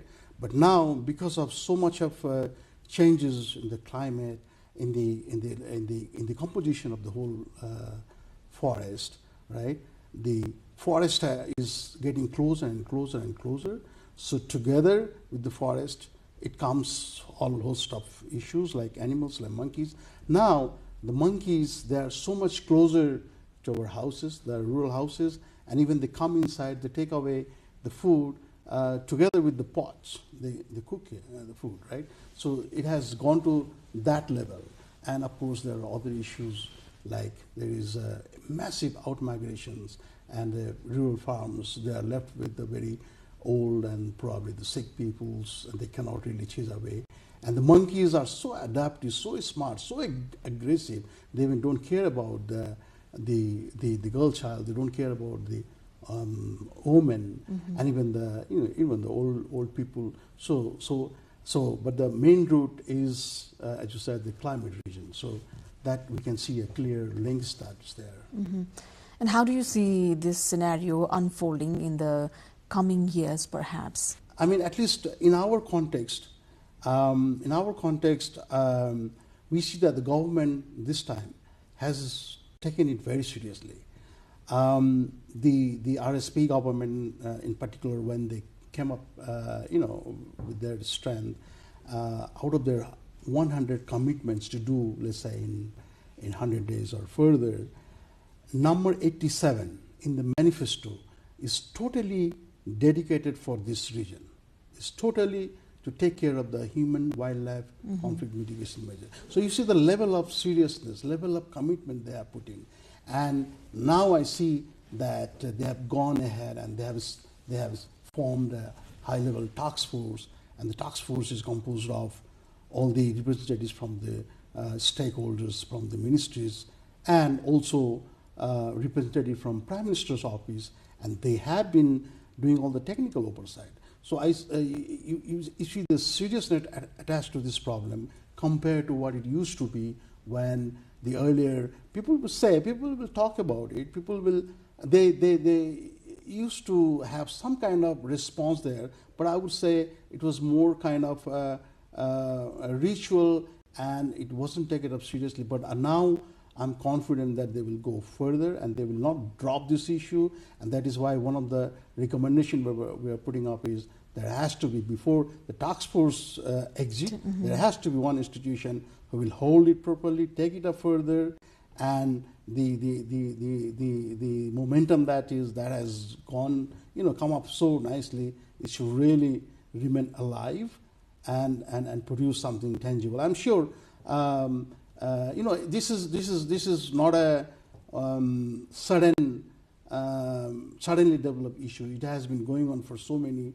decades actually, and now it has come to this stage, and we are serious about it. I'm sure it will take a while, and if I may add on to it, like the risk side is we are slowly losing the chances to protect the maize crop, because the maize crop is the most vulnerable crop in our agricultural cycle, and that is more attractive to the monkeys, and they have been invading it, and I don't think we can really catch it up and do something, but we are trying. Let's see, and then if we do it, if we come up with something, and even if we can save even a small percentage of it, that will be very helpful. At least we want to instill a confidence to the farmers that there is a government and someone, and their voice is heard, and someone is working on it. At least we want to inject that kind of confidence at the rural level, because their question is very simple. Look, I did so much of things. I paid so much expensive fertilizer. I bought seeds, and I did so much of things. And now, after so much of painful, process, my crop is lost, and no one is hearing. No one. Where is the government? Surely, monkey menace is not a unique problem to Nepal. There are other countries or regions facing similar problems. What kind of global good practices have you observed that maybe we could adapt into our system also? We reviewed the situations, how it's being handled. Even in India, very neighboring countries, they are facing a huge problem. And they have gone from declaring the whole situation from pest animals to vermin, meaning pest animals, as I said, we have the same situations in Nepal, where, as I mentioned, the process is, right? But they have gone ahead because their situation was really, really getting serious. They declared it vermin, and they did the culling, meaning they kill some of the animals, most of it. And then, of course, there is often a debate like the culling is not the solution, etc., etc. But that is one part of review that we did, and we also want to take into considerations, right? That is one way. The another one, like other countries like Japan, Japan with their advanced level of technology, etc., and they have done it very well. And not surprisingly, they have established a quota, like 20 to 25,000 monkeys should be eliminated, let's say. So that's established by default. Every year they want to do it because it's a scientific way of managing the population. Probably out of their parameters, whatever they decided, and they came up with the figure that this figure, if it is eliminated every year, and the carrying capacity or the particular locations or particular places where they find it vulnerable to the monkeys, probably that particular solutions, if 25,000 monkeys are removed, they won't face that situation. Similarly, not exactly the monkeys. Let's talk about kangaroo or wallaby in Australia. Kangaroo is an icon animals in Australia, but what they do, the moment it goes above the threshold, which is likely to be harmful for the safety and for the crop, for the farmers, it's already decided.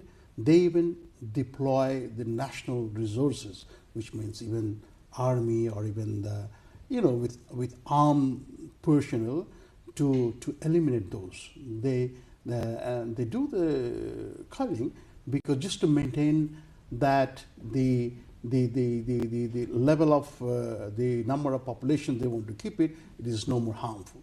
Of course, they want to maintain ecological balance, and that is also our purpose. And we very much we call it a very popular terminology, and we want to abide by, is called coexistence, right?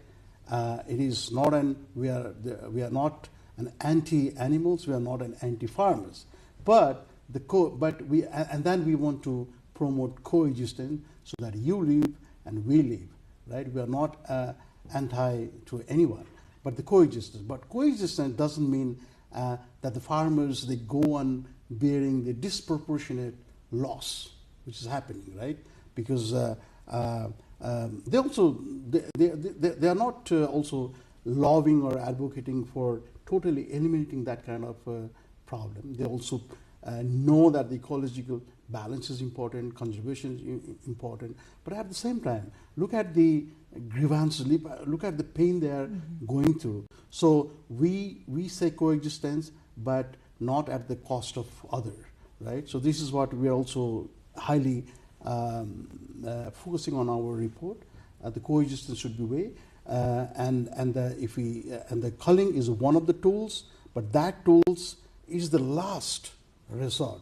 If A, B, C, D, all the non-lethal way that we are recommending to apply, which have been in the practice, which are not harmful, very human way to deal with the monkeys and other animals, and if those are in practice and eventually that doesn't lead to any kind of the result that we expect, probably that could be the end. That could be the end way to go for that. But again, we are calling it, there should be a scientific way to deal with it, right? That's not the way we're recommending, but it should be under the scientific way of population management. Lastly, before we conclude this conversation, you mentioned something about Japan, but overall, how can the government and authorities incorporate technology, for instance, artificial intelligence or GPS tracking, smartphone alerts into monkey management? Surprisingly, in our process, in our engagement as a task force, we invited all the stakeholders, and we were very, very taken by surprise the way the private sector has come up with the innovative ideas.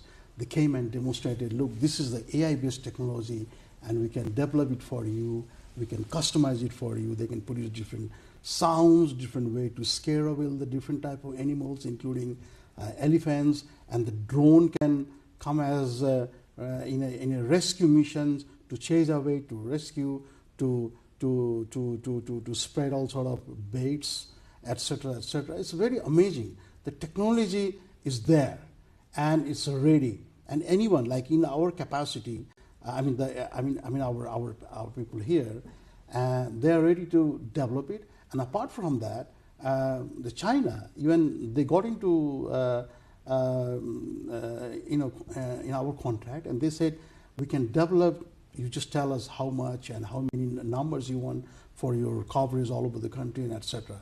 So these are the good thing, that these technologies are there, active, working, and we can easily get access to those, right? And as far as the technology which other countries are doing, like Australia or Japan, I think there is a way that we can really access to their expertise, and we can even reach out to them and find out how their system has been working. And not only them sharing their expertise, we also have our expertise.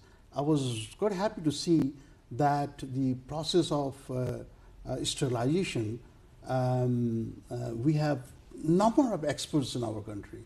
Some of the experts, they went to Thailand to do the sterilization because he has that kind of expertise, and so does the the expertise like we have in the case of conservation areas like tiger management and so on. Like we have experts, and they go to India side, and they sometimes and complement with their technical skills. So we have a lot of resources to pull in. As I said, all it needs is the proper coordination, and we can do it. Hopefully that will happen very soon. Thank you so much for your time and your insight. Thank you so much. Thank you so much for giving me time to express what we have been up to so far. Thank you. And thank you as well for staying with us on the show. Until next time.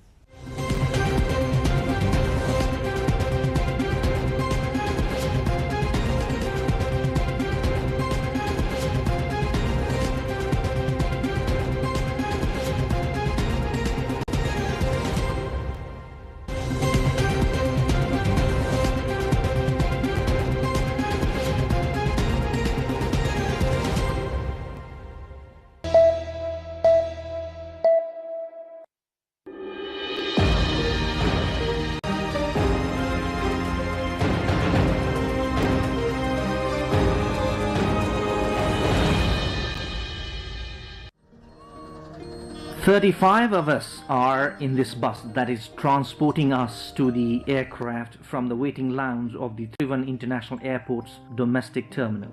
All, of course, look busy, up to something. The bus starts to move, and within minutes we reach the aircraft at the taxi bay.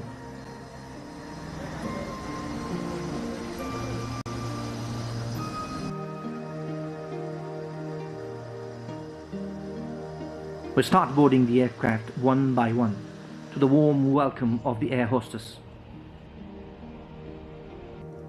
The aircraft looks fully boarded for the flight to Chandragarhi Airport of Jhapa. However, our final destination is the famous Pathivara temple in Taplejung district.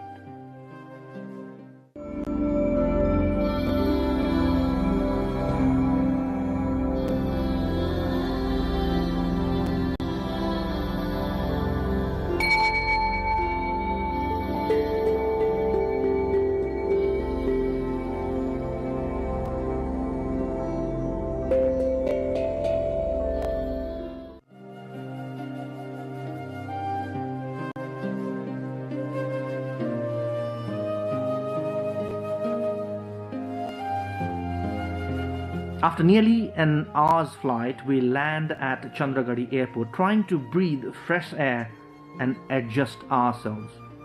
Our camera crew takes the opportunity to capture some unique local artifacts seen at the airport. As we wait for our vehicle outside, we have time to see the local lifestyle.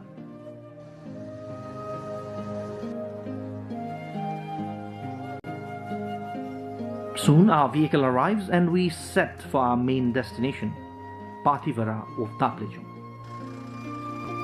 Within 15 minutes, we reach Charali, a major junction with Kakarvita towards the east, Ilam towards the north.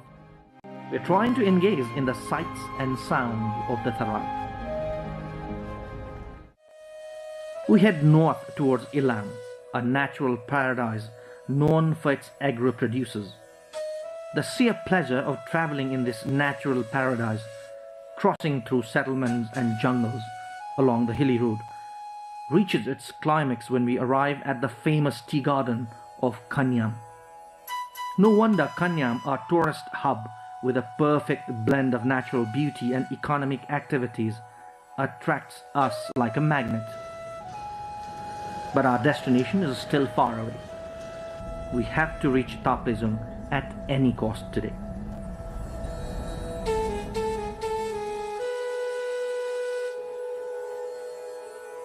After another 1.5 hours, we arrive at district headquarters of Ilam.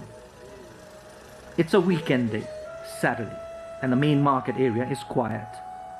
The very short time we spent enjoying the beauty of Ilam Bazaar was not enough, but we had to move on. It was almost dusk when we reached the highest point along the Mechi Highway, Rake Bazaar, along the border of Ilam and Pastor districts. A beautiful small hamlet known for its local producers. Rake is pretty windy, maybe because of its height, and we all feel a bit cold. However, this does not stop us from enjoying the local specialities. Our team moves on knowing that if we do not reach Taplejung today itself, our entire itinerary will suffer. It's dark now, and we are still on the roads, still at some distance. We cross the Fidim Bazaar, district headquarters of Pastor, but cannot see it properly as it was already dark. However, how can one forget the beautiful Fidim Bazaar and its red soil? Our caravan moves on irrespective of the time, and we are determined to reach Taplejung today at any cost.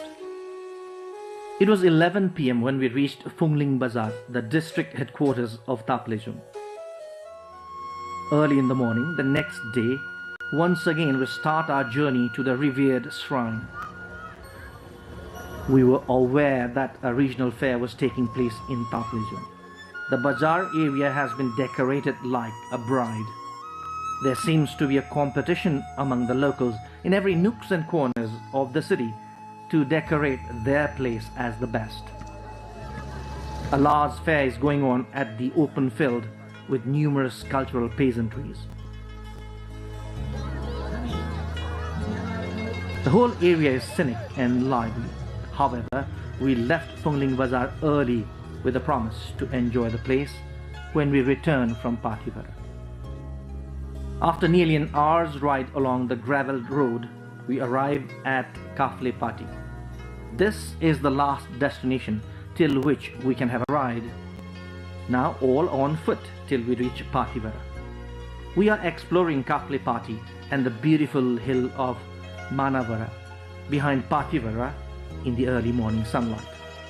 That hill is called Manavara, meaning a filled mano or an ancient device to weigh grains for its sheer resemblance. It looks a difficult place to reach. Thankfully, we have no intention of going there either. A few travelers apart from our team are also with us. The uphill climb for about 5 hours is waiting for us now. Long winding steps of rock lead us to the temple. The uphill walk of the stairs takes more than half an hour to reach Baldana. It's a small hamlet and resting place for travelers. We meet a group of youths who are returning from the temple. These jolly youths with guitar seem to have enjoyed a very musical trip to the temple.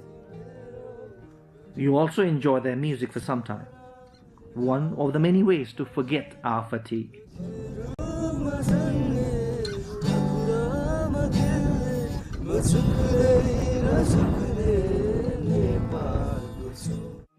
After the brief musical break, our journey moves on. We haven't seen snow till now, but meet plenty of devotees already returning from the temple. Either they had left for the temple pretty early in the morning, or they must have stayed at Tulufedi, which is near the temple itself. The symmetrical steps and the rhododendron trees awaiting spring. Away from the hustle and bustle and pollution of the town, Pathivara is a serene and virgin destination.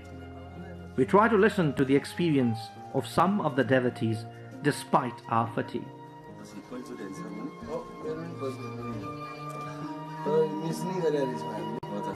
In a short while, we reach Tulufedi, the last bazaar and major human settlement before we reach Pathivara temple. Many travelers lodge at this place that also has a few hotels. For the first time, we see light rain and a bit of snow at this altitude.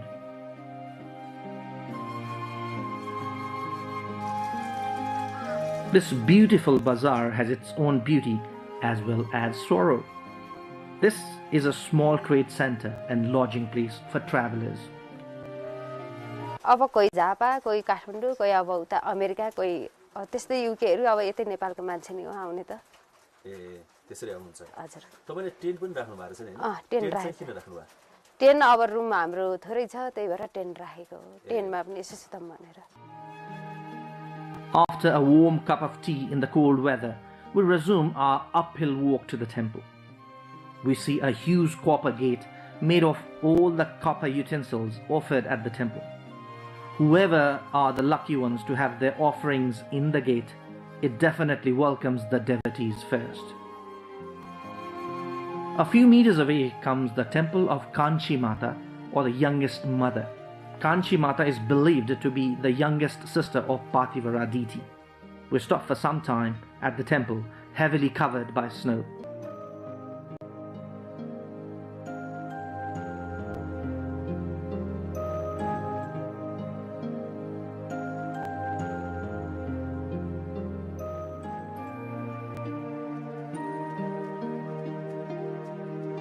Probably the most adventurous journey in the whole trek begins from here in the snow-white jungle. The trees have bloomed in white snow. The path is covered by snow, and the travelers of all age group marching ahead with equal enthusiasm. Every traveler is carrying something to eat like roasted corn, grams and ginger to minimize the risk of altitude sickness, as the uphill walk leads to higher elevation. Chances of losing foot grip in the snow are very high without a walking stick. Walking sticks are provided free of cost by the hotels, given that you promise to return them. The people here are very helpful. Despite the stony steps to climb, they are fully covered in snow. We continue our enjoyable journey forward, sometimes losing our foot grip and trying to forget our fatigue. It took us around 4 hours to reach the temple premises. The gate welcomes us a bit ahead. There are a few structures built here for those who want to make an overnight stop. Only the structures offer shelter, and the travelers have to manage the rest themselves.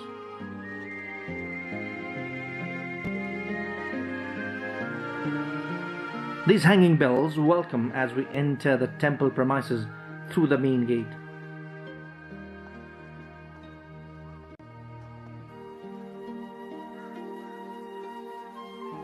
Inside the temple premises, one feels as if this is the capital of a pristine natural paradise.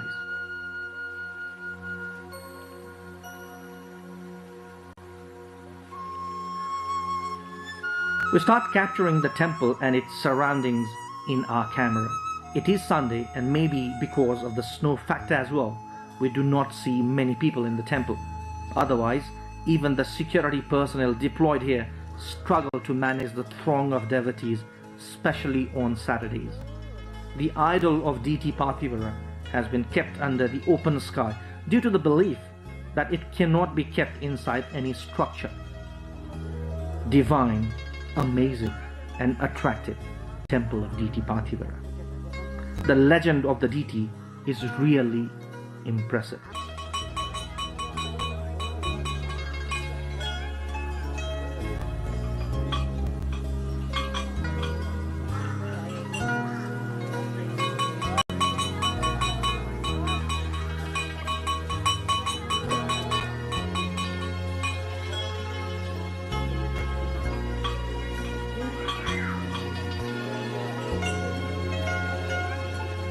Even small natural artifacts, otherwise not notable, create great impressions in our memory during trips like this. How can we be ignorant to the fact that health and fitness is of paramount importance during such trips? So we take some rest in a nearby place and start munching the roasted corn so as not to keep our stomachs empty. Hunger can easily lead to altitude sickness at such elevation. People offer copper utensils including oil-fed lamps, credence, with the belief that their wishes would be fulfilled. We also noticed devotees offering prayers at the never-extinguished flame at the temple.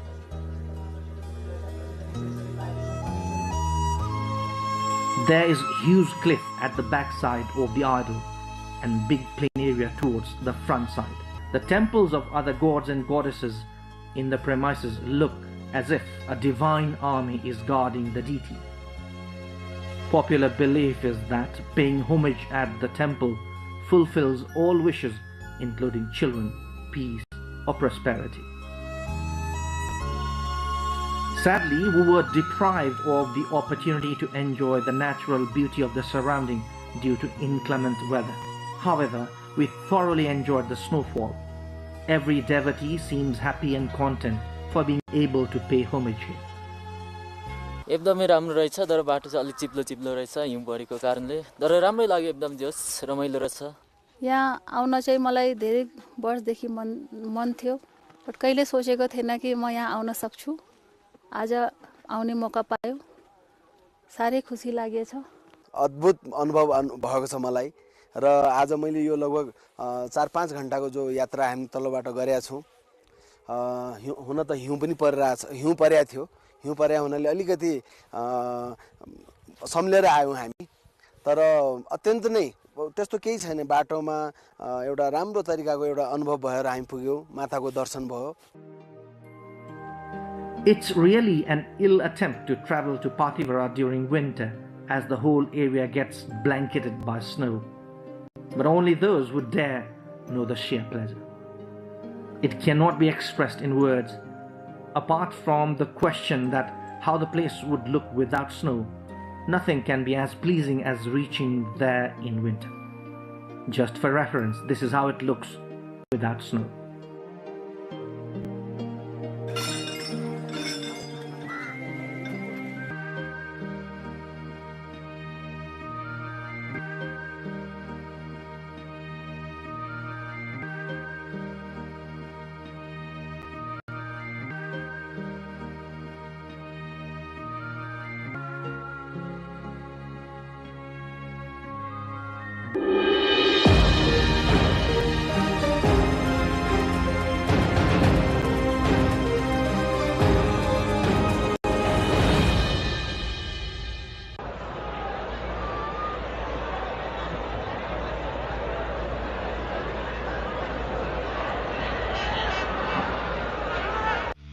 Only after 6 decades of the institutional development of the now popular game of cricket did Nepal get the opportunity to play in the World Cup. Although cricket was introduced in Nepal during the Rana regime, the sport was confined to a limited number of people, namely the elite. It all started with equipment brought by students returning from their studies in Britain and India. Although Cricket Association of Nepal (CAN) was established in 1947, cricket remained centered among a few affluent individuals and in limited tournaments for a long time. Starting with the Bishnu Trophy in 1948, tournaments were limited to competitions like the Madan Memorial Sealed, Jugal Kishore Trophy, Rammani Trophy, and later the Jai Trophy. Even as the sport expanded outside Kathmandu Valley, it took decades for cricket to develop at the grassroots level. After the International Cricket Council (ICC) granted Nepal affiliate membership in 1988, Nepali cricket embarked on its international journey. The rule of mandatory participation in tournaments by the ICC and the Asian Cricket Council (ACC) opened doors to international competition for Nepal. After participating in the Under-19 Asian tournament in Hong Kong in 1996, Nepal has not looked back.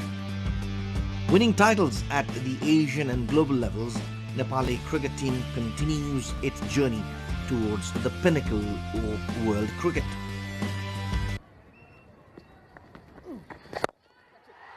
Goes down the ground because he was given that line outside off stump, so the first boundary of the contest, a handsome one.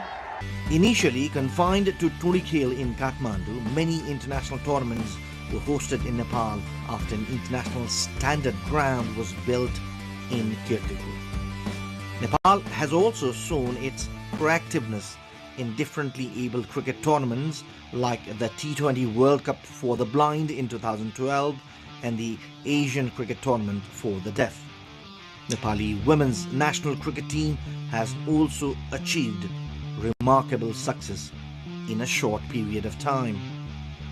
The latest addition in Nepali cricket is the floodlit Tribhuvan University Cricket Stadium and the Nepal Premier League that has provided opportunity for Nepali players to rub shoulders with world-class players.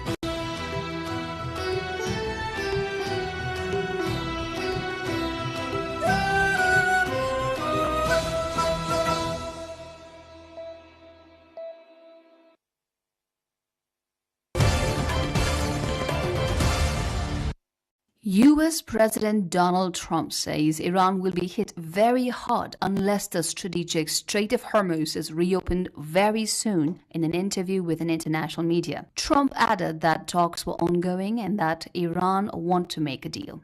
The strait's going to be open very soon, or they're going to get hit very hard, and then the strait's going to be open. We were going to a tremendous attack, the biggest since World War II, and they called me and said very politely, please, can we talk? Can we talk? They didn't want. And I said, yes, we can talk. Let's get it done. Finally, let's get it done. The only thing that matters is action, and they want to make a deal. We'll see what happens. If they don't make a deal, it's going to be too bad. Yemen's Iran-backed Houthi rebels say they have attacked a Saudi oil tanker off the port city of Yanbu in the Red Sea as they continue their declared maritime blockade against Saudi Arabia. The Houthis claim the strike is part of their campaign targeting Saudi-linked shipping, raising concerns over the security of a key global trade route. القوات المسلحة اليمنية بفضل الله من استهداف سفينة وفاء النفطية السعودية شمالي البحر الأحمر أمام منطقة ينبع، وذلك بعدد من الصواريخ البالستية، وكانت الإصابة دقيقة بفضل الله. وبهذا الاستهداف يكون إجمالي السفن التي استهدفتها قواتنا 8 سفن نفطية سعودية منذ بدء الحظر البحري في 22 من يوليو الماضي، فيما بلغ إجمالي السفن التي تم منعها وإجبارها على التراجع والعودة في البحرين الأحمر والعربي 29 سفينة نفطية سعودية. The incident comes amid wider regional tensions involving Iran, Saudi Arabia, and disruptions to shipping lanes in the Red Sea. Israeli Prime Minister Benjamin Netanyahu has rejected a US-backed draft proposal on the disarmament and demilitarization of Gaza, saying it does not reflect Israel's position. In a video statement released on Tuesday, Netanyahu said Israeli forces would not withdraw from their current possessions until Hamas is completely disarmed, contradicting US President Donald Trump's earlier claim that Israel was satisfied with the proposed framework. הנשיא טראמפ חושב, צוותו חושבים, שהם יכולים להביא את החמאס להתפרק מנשקו ולפרז את עזה. אנחנו בודקים את זה. הם שלחו לנו טיוטה, לא הסכמנו, זה לא טיוטה שלנו, שלחנו את ההערות שלנו. Netanyahu said Israel had already submitted its own changes to the US proposal while reaffirming that national security remains his government's top priority.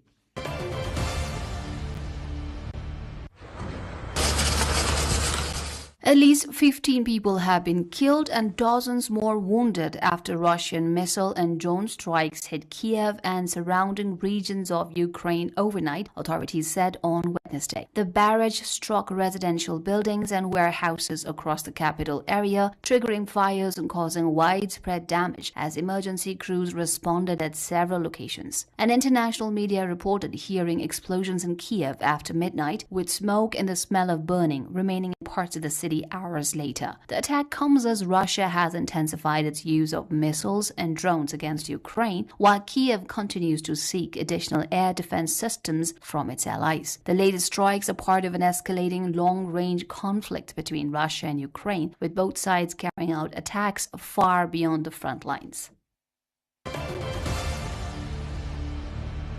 The probability of a strong El Niño event developing has increased, according to China's National Climate Center, raising concerns over possible global weather impacts. The center said sea surface temperatures in the central and eastern equatorial Pacific crossed El Niño thresholds in May, warmed further in June, and entered strong El Niño monitoring status in early July. The climate event is expected to continue until at least next spring, lasting around a year. Meteorologists say the effects of strong El Niño events often appear months after the peak, as changes in ocean temperatures gradually influence global weather patterns. A strong El Niño could affect rainfall, temperatures, and extreme weather risks in different parts of the world.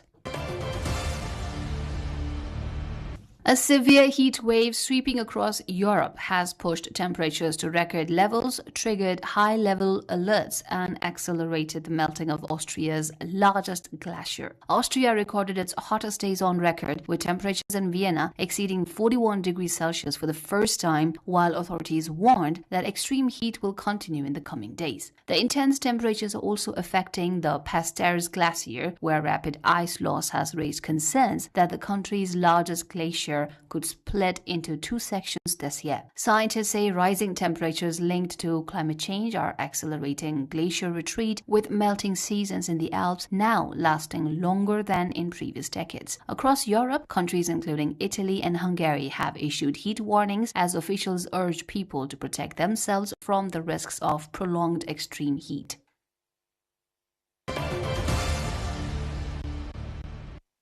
The World Health Organization is calling for additional international support to contain an Ebola outbreak in the Democratic Republic of Congo, warning that the spread of the disease is exceeding current response capacity. WHO spokesperson Tariq Jasarevich said more funding and resources are needed to expand emergency operations and strengthen efforts to control the outbreak. The agency said the country has recorded 3,748 confirmed Ebola cases, including 1,657 deaths, while hundreds of patients have recovered and thousands of contacts remain under monitoring. Health authorities working with the WHO and other partners are continuing vaccination, surveillance, and treatment efforts. The WHO has also warned of the risk of further transmission due to population movements and the possibility of the virus spreading across borders.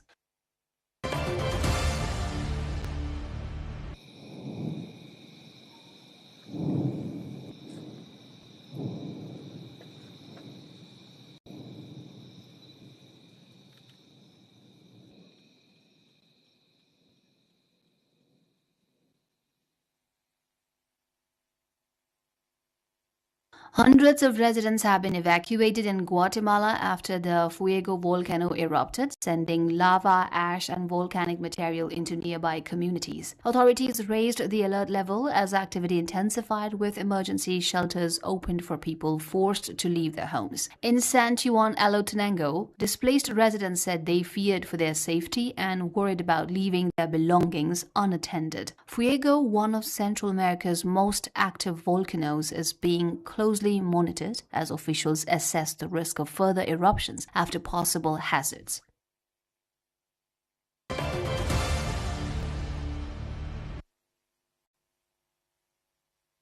A suspect has appeared in a Greek court after the body of a British woman was found inside a suitcase in Athens, sparking a police investigation. Greek authorities said they arrested a 26-year-old man on Sunday and stated that he had confessed to the killing, though the case remains under investigation. The suspect was taken to court in Athens as prosecutors continued examining the circumstances surrounding the woman's death. Authorities have not released further details about the investigation, including the motive, as legal proceedings continue. The case has drawn attention in Greece and the United Kingdom due to the nationality of the victim and the circumstances of the discovery. Brazil has asked Argentina to recall its ambassador following a diplomatic dispute sparked by comments made by Argentine President Javier Milei about his Brazilian counterpart Luiz Inácio Lula da Silva. The dispute intensified after Milei referred to Lula as a thief, prompting a formal response from Brasilia. Brazil's request marks a new strain in relations between the two South American neighbors, despite their close economic ties. Scenes from the Brazilian embassy and the ambassador's official residence in Buenos Aires showed the diplomatic facilities at the center of the dispute. Both governments have yet to indicate whether the disagreement will affect broader cooperation between the countries.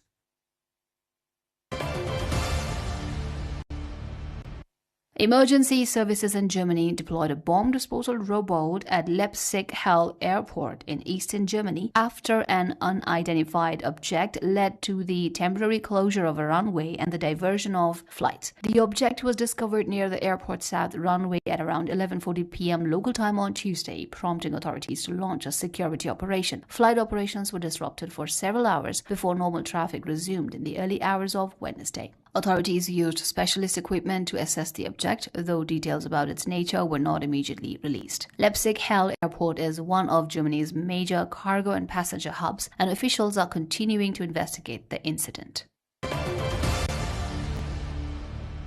A historic mansion near London, once used by British intelligence to secretly monitor Nazi generals during World War II, has reopened as a museum highlighting its wartime past. Trent Park was converted into a detention center for senior German prisoners of war, where hidden listening devices captured private conversations about Nazi military plans. While the officers lived in comfortable surroundings above ground, intelligence officers monitored their discussions from a covert basement operation. Museum director Giuseppe Albano says the strategy was to make the prisoners feel relaxed so they would speak freely and reveal information. The newly opened Trent Park House of Secrets aims to preserve the little-known role the site played in Britain's wartime intelligence efforts.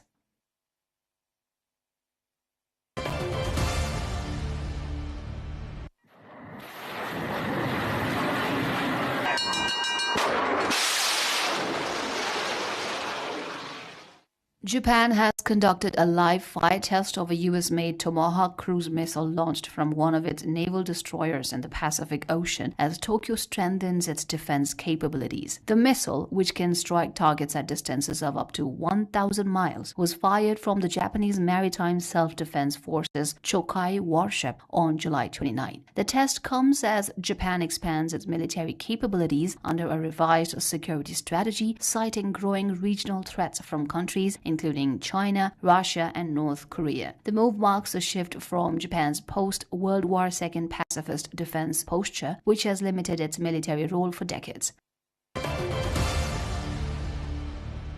Thousands of garment workers in Bangladesh are losing their jobs as the country's crucial textile export sector faces a slowdown in demand and rising competition. Mosamad Aklima is among around 3,000 workers recently made redundant in a single round of layoff as factories struggle with declining orders. Bangladesh's garment industry, one of the world's largest clothing exporters, has been a major source of employment and foreign currency earnings for decades. Industry officials say increased competition from countries such as India and Vietnam, along with weaker global demand, has put pressure on manufacturers. The crisis is raising concerns over the livelihoods of millions of workers who depend on the sector.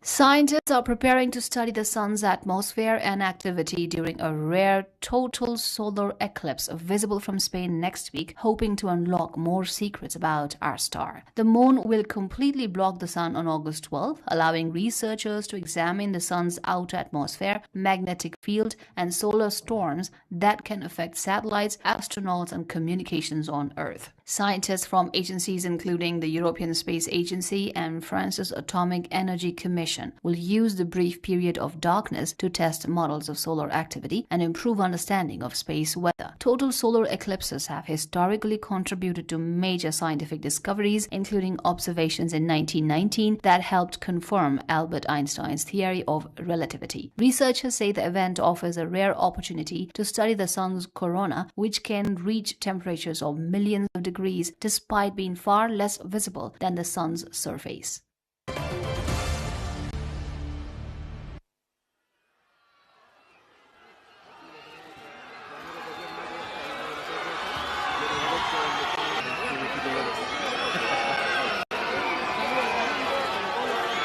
Cabo Verde goalkeeper Virginia has received a hero's welcome in Santiago after signing for Chilean club Colo-Colo following his standout performances at the FIFA World Cup. The 40-year-old became one of the tournament's surprise stars, helping Cape Verde make a historic World Cup run with key saves against eventual champion Spain and finalist Argentina. Virginia said he was proud to join Colo-Colo and described the move as a great honor. Estoy muy feliz de estar aquí.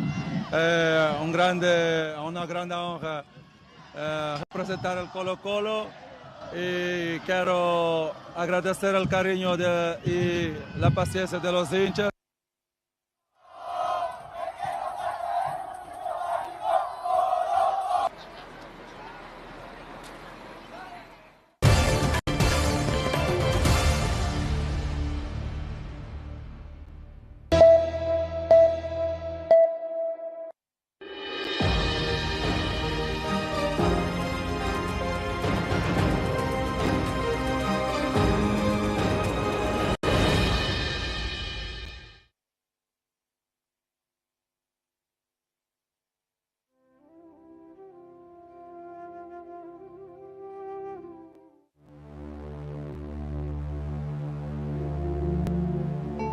A majestic destination blessed by cultural, religious, historic, and natural diversities.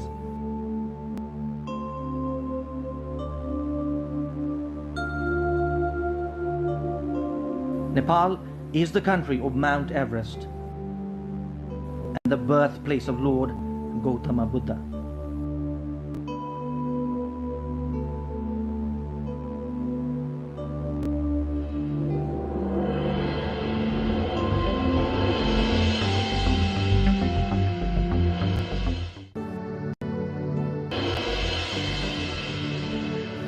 Karnali is synonymous to Nepal.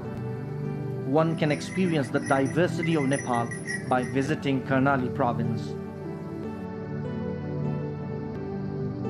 It is a must-go destination for those who want to experience the real Nepal.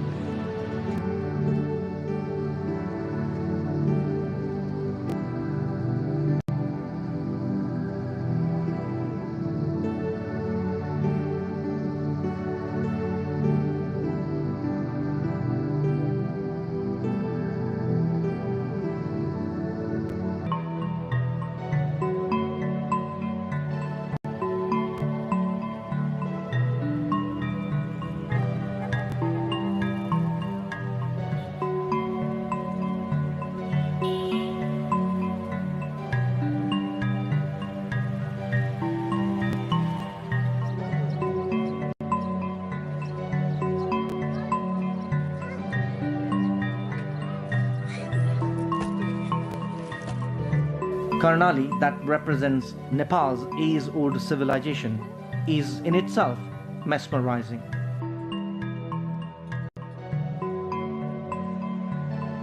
The province has immense tourism potential with its unique natural, religious, cultural, archaeological, and historic diversity.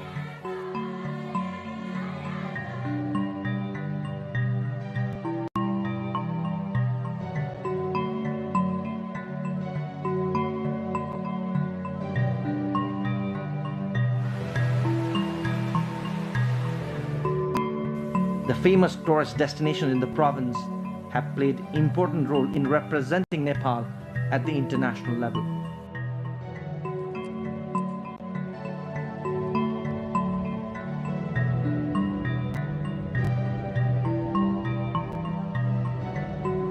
Tourism can be the base for prosperity of Karnali region based on its immense prospects. Lakes, water bodies and famous religious sites are the major attractions for tourists in this province. Rara Lake, Sefoksundu Lake, Bulbule Lake, Chayanath, Dai Lake, Sinja Valley, Humla. This is Rara. Rara is the largest lake in Nepal.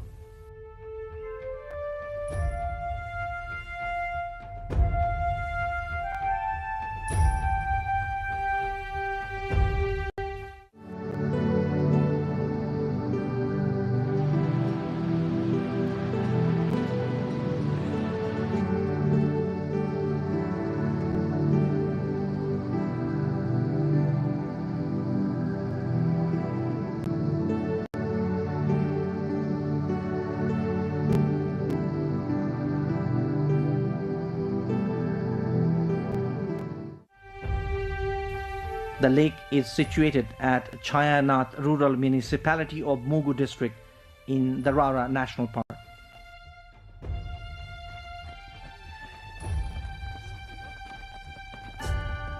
The unique lake is not just known for the different species of rare fishes and the musk ducks, but also for the changing color as per the climatic condition.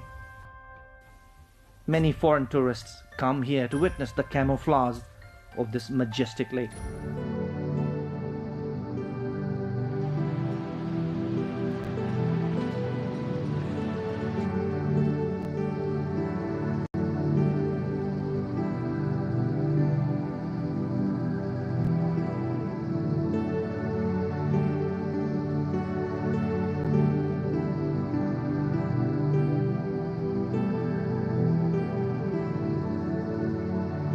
Virgin destination a few years back. Now more than 50,000 tourists flock the Rara Lake every year, and the number is constantly on the rise. Land and air are the two means to reach Rara Lake.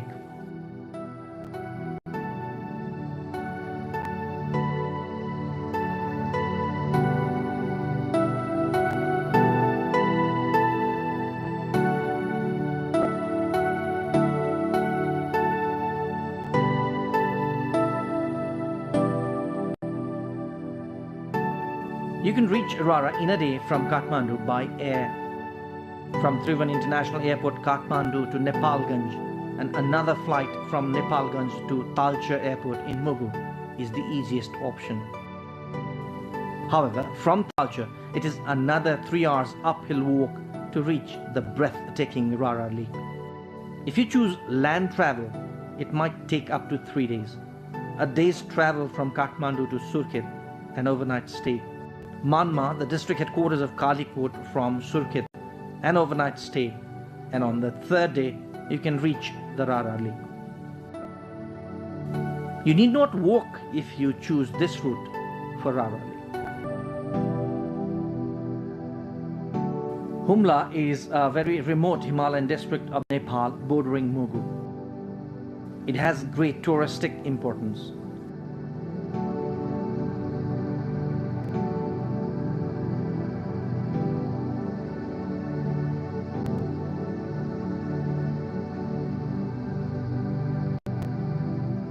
Many pilgrims who want to go to the mythical Kailas mountain via Mansarovar take the journey via Humla district.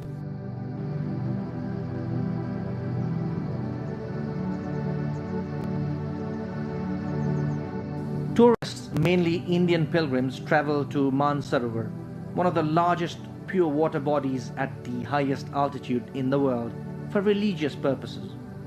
This is the shortest and the most convenient route for the pilgrims.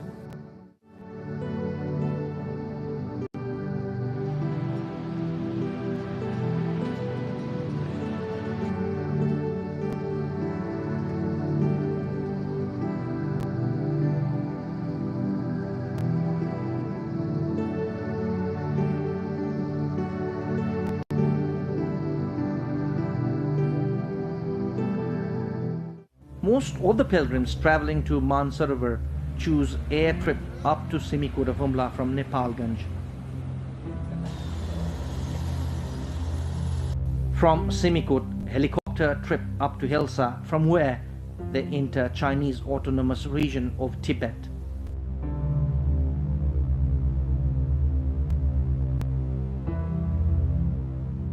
One day's drive from entering Tibet, the pilgrims reach Mansarovar.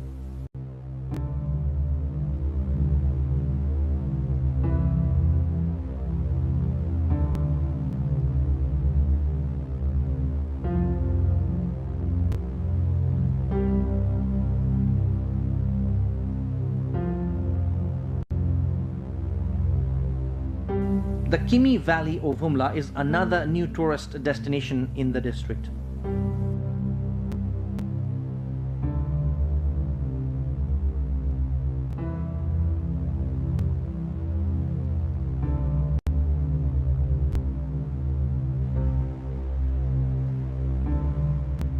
Ancient idols of archaeological importance and the monasteries have given it a new name, the Valley of Monasteries.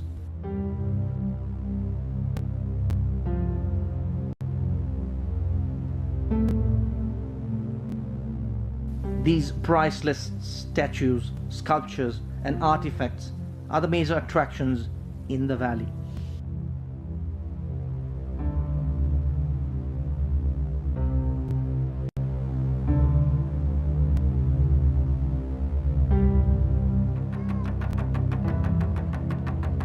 Majority of the tourists visiting Karnali are the pilgrims from India.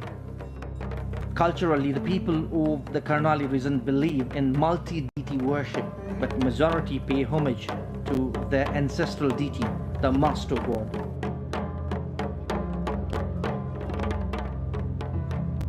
The famous ritual of worshipping 12 master deities has become a popular subject for researchers and tourists alike.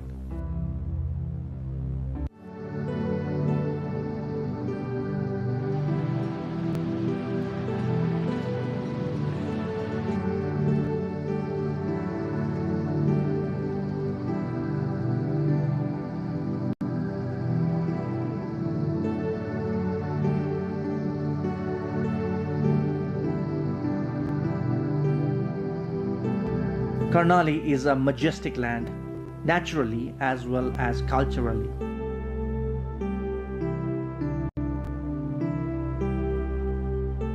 It has religious and cultural heritages in abundance. It offers attractions for tourists of varying interests.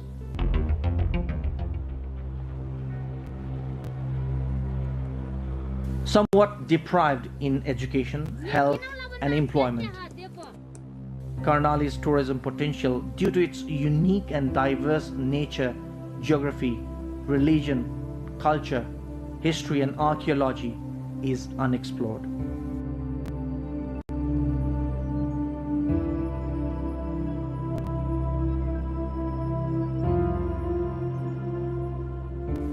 Many potential tourist destinations have yet to be explored in this region. So far, 101 destinations in the region have been branded as of touristic importance. Of the 101, 13 are under federal government, 9 under province government, and 79 under local levels.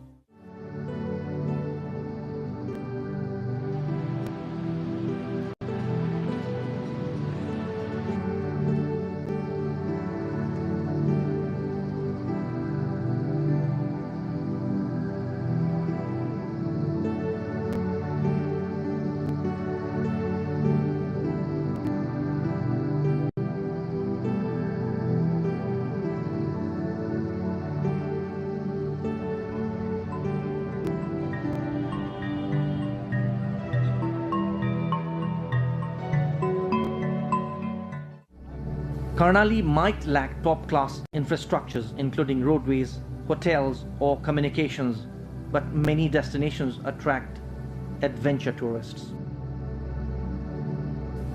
Likewise, medicinal herbs like Yarsagumba, Kali Marsi paddy, millet and barley fields attract tourists when in full bloom. some of the best organic dishes on offer.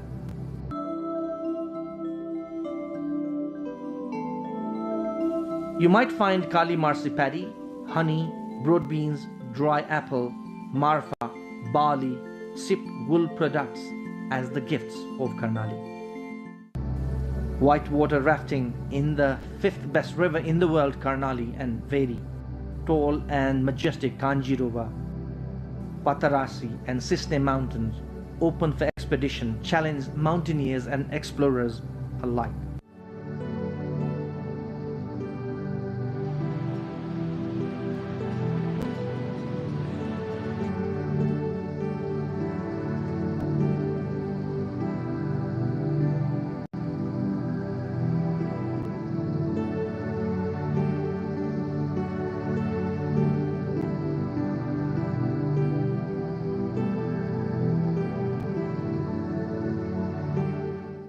Karnali is also known as the origin of civilizations, including language, literature, art, and culture.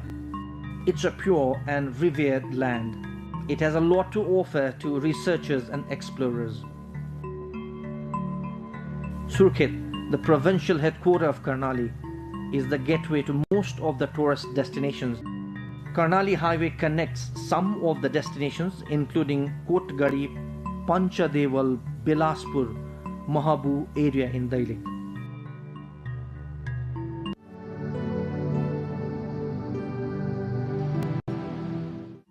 Pachal waterfall in Kalikot,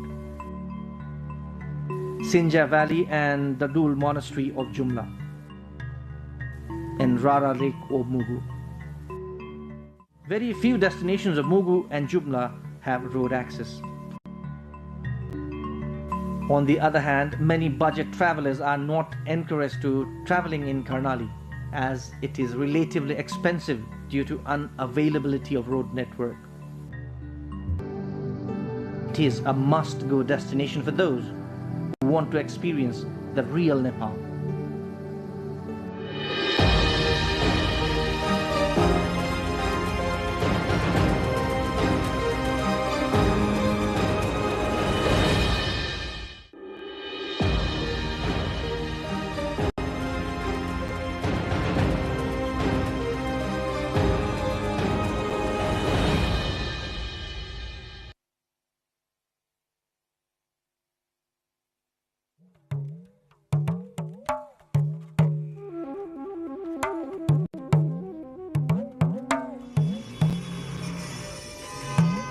They say that life is all connected, even the most remote of animals and humans all rose from this earth.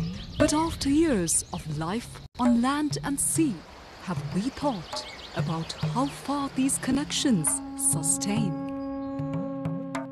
Deep within Sri Lanka lies Udavalava, nestled nearly 200 kilometers away from the bustling capital city of Colombo.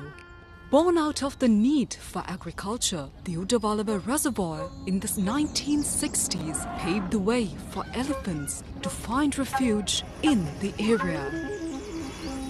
The town of Udavalava is an extraordinary tapestry of society where the vibrant synergy of locals and wildlife flourishes.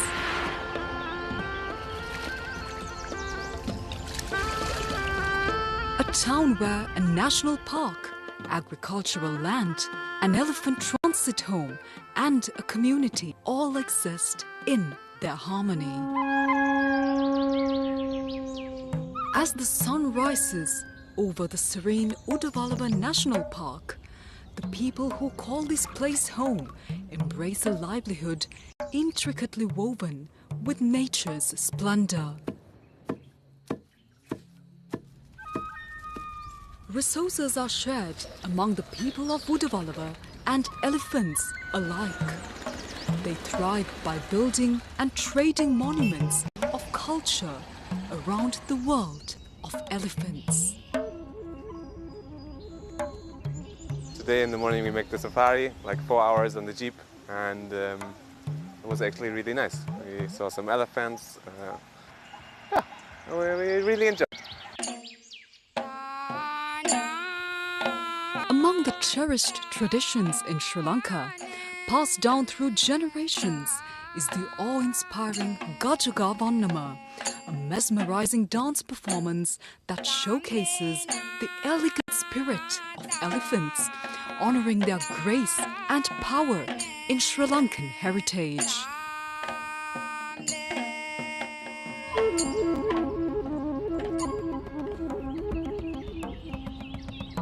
This is the elephant transit home called At Athurusevana, a haven that serves as a refuge for orphaned, injured and malnourished elephants. This is where we found the enchanting tale of Namal.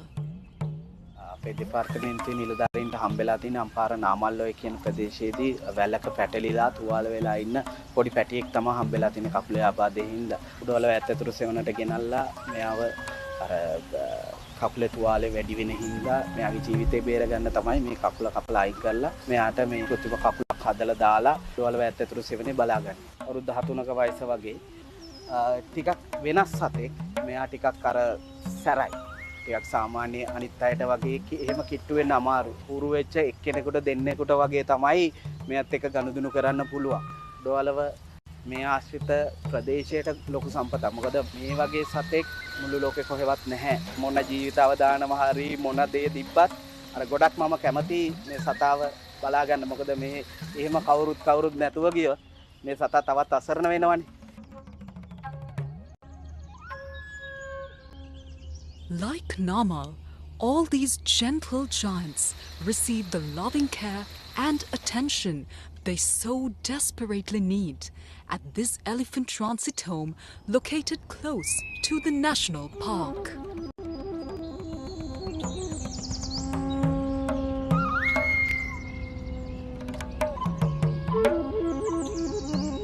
While Namal flourishes under the watchful eyes of his caretakers, not too far away from the park, the battle for resources between elephants and humans looms. වයින් නැති කාලෙට ඒ කියන්නේ පැවුම් කාලේට අනිවාර්යෙන්ම එනවා වැඩි. ඒ වෙනකොට උන්ටක් කන්න දෙයක් නැහැ. ඉතින් උනුත් මේවට එනවා. කියන්නේ අපි ඉතින් එලවනවා. ඉතින් කරදරයක් වෙන්නේ නැහැ දැනුවත් වෙනා. උන්ටත් ඉතින් අපිත් උන් එලවනවා. උන් එනවා. ඉතින් වගාවල් පයින්නවා. දිගටම ඒක තමයි ඉතින් වෙන්නේ.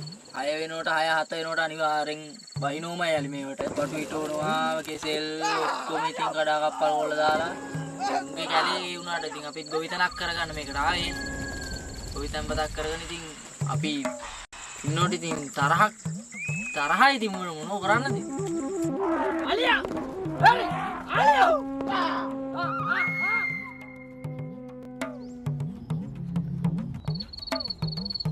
In the face of these challenges, the transit home provided a glimmer of hope. The generous support and compassion of humans offered a lifeline to these magnificent beings. ඇත්තතු සෙවන කියන එකේ තේමාවම ගත්තොත් යලිත් සිය නිජිබිම් කරා පාන ගන්න කියන තේමාවට තමයි මේක ආරම්භ වුනේ. විශේෂයෙන් මානව ක්‍රියාකාරකම් සහ විවිධ ස්වභාවික සංසිද්ධීන් අනුව අවතැන් වෙන තුවාල වුණු අතරමං වුණු සත්තු අලිපැටව විශේෂයෙන් පුනරුත්ථාපනය කරන මධ්‍යස්ථානයක්. ඒගොල්ලෝ යම්කිසි කාලයක් මේගොල්ලන්ගේ පෝෂණය, සෞඛ්‍ය විවිධ සමාජීය කටයුතු කරලා මේගොල්ලෝ නිසි වයස එළඹුණාන් පස්සේ මේගොල්ලෝ නැවත ඒගොල්ලන්ගේ නිජබිම් වලට ස්වභාවික පරිසරයට නිදහස් කිරීම තමයි මෙතන වෙන මූලික සංකල්පය. Current societal changes, the cultural changes and the development changes has resulted in what we hear and the way we see things today in the present. Today the tourists come to see elephants in captive locations like Udawalawe. Now these relationships and these things being successful in Sri Lanka is because of development, and yet there is this feeling of sustainability in nature that Sri Lankan has, and therefore we feel the elephant as still part of our naturalness. People help these gentle giants by fostering and even donating milk to the little elephants that find their way to this second home, ensuring that they are nurtured before joining the wilderness once again. This is the first time, so the baby elephants are so cute. Yes. So cute, so many. I like elephants because they're very cute and we don't have elephants at home. ජීවිතේ ප්‍රථම වතාවට තමයි මේ වගේ අත්දැකීමක් විඳින්න හම්බුනේ. ඒක තහඳ සුන්දර අත්දැකීමක්. මේ වගේ අලි කුඩා අලි පැටව දකින්න ලැබුණේ නම් ප්‍රථම වතාවට මෙහෙම ඒගොල්ලෝ කිරි බොනවා, කෑම කනවා දකින්න ලැබිච්ච ඉතින් සුන්දර අත්දැකීමක් විඳින්න හම්බුණා.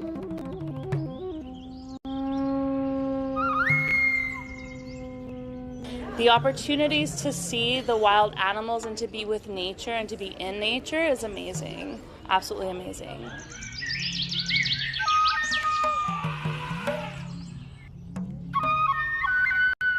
උඩවලවේ අලියා ඉන්න නිසා තමයි මේ හැම දෙයක්ම අපට ලැබිලා තියෙන්නේ. විශේෂයෙන්ම අලියා අපි කියනවා කීස්ටෝන් එකක්. එහෙම නැත්නම් එයා යතුරක්. ඒක ජාතික වනෝද්‍යානය තුළ සංරක්ෂිත භූමිය විතරක් නෙමෙයි අලියා යතුරු පෝරුවක් වෙන්නේ. අලියා සංරක්ෂිත ප්‍රදේශයෙන් පිට පරිබාහිර මේ ගම්මාන වලටත් මේ අලියා යතුරු පෝරුවක් කරනවා. මොකද මේ යතුරු කැරැල්ලේ ප්‍රධාන යතුරු නැති වුණොත් මේ ගම වැටෙන්න පුළුවන්. විශේෂයෙන්ම ඍජු හා වක්‍ර රැකියාවල් 10000කට ආසන්න ප්‍රමාණයක් මේ වෙද්දී උඩවලව ආශ්‍රිතව උඩවලව ජාතික වනෝද්‍යානය ආශ්‍රිතව සංචාරක කර්මාන්තයට දායක වෙනවා. And amidst the serene landscapes of the Udawalawa National Park, tourism flourishes. Visitors from around the world are welcomed to witness the grandeur of elephants in their natural habitat, forging a profound and everlasting connection with nature and Sri Lanka. Yet, the true essence of sustainability lies beyond the surface, entwined with the very existence of these gentle giants. The national park's incredible. So many elephants. We saw the baby orphans this morning as well, which was amazing. Really, really cool. Yeah, just so much to see. The prosperity of the people relies on the delicate balance created by the coexistence of humans and elephants. As the sun sets over the enchanting landscapes of Udawalawa, the resounding rhythm of the gentle giants prevails. My first time, and it's like magnificent. These animals are so beautiful. Like crazy. We've seen hundreds of elephants. The timeless tales of these elephants stand as a subtle reminder of how people and the gentle beasts alike can walk together. It symbolizes the power of sustainable tourism in Sri Lanka. It symbolizes the power of togetherness.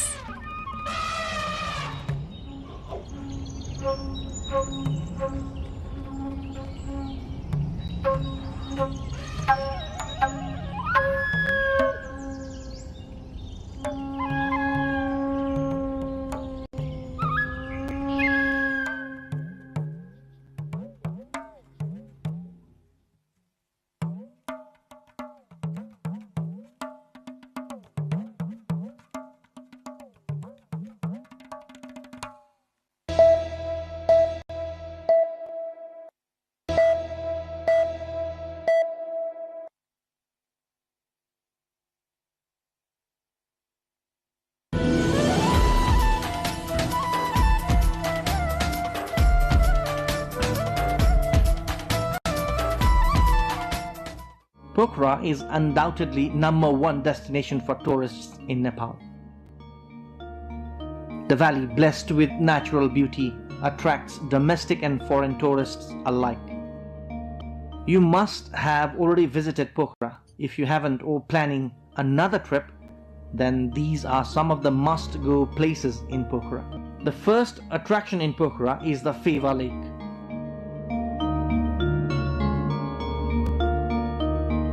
Boating in Feva Lake is a ritual for every tourist visiting this paradise.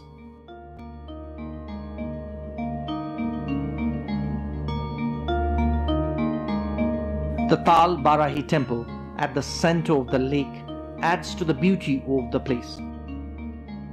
A round-trip boat ride in Feva Lake to and from the temple is a feature of both the lake as well as the temple.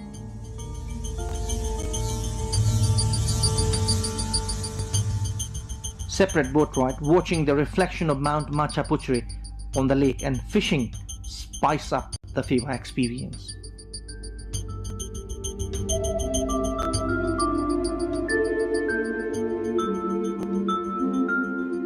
The lakeside along the banks of the Phewa Lake is a popular tourist hub.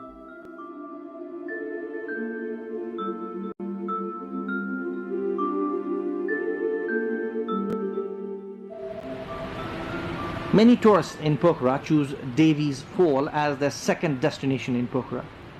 The water from Phewa Lake exits towards Seti River through the Gupteshwar cave from this Devi's Fall. The mighty water stream rushing deep down into the gorge, covered by water vapor, is a magical sight.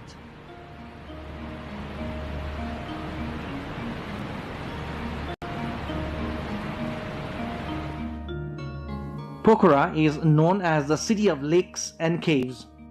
Many of the lakes and caves have religious importance. This is Gupteshwar cave at Chorepatan area. Inside the cave, the idol of Lord Shiva is a well-known pilgrimage. Further inside the cave, one can see the Devi's Fall. Mahendra Cave is another famous place in Pokhara, and nearby is another well-known Chamere cave. Both the caves can be visited together.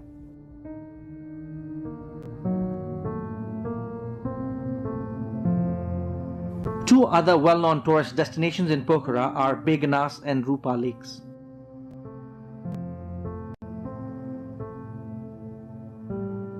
Fresh fish of Begnas Lake is a sought-after delicacy. Rupa Lake is just round the corner beyond a small hill towards the eastern edge of Begnas Lake. Away from the hustle and bustle of the town, Begnas and Rupa Lakes cannot be taken out of a tourist's itinerary.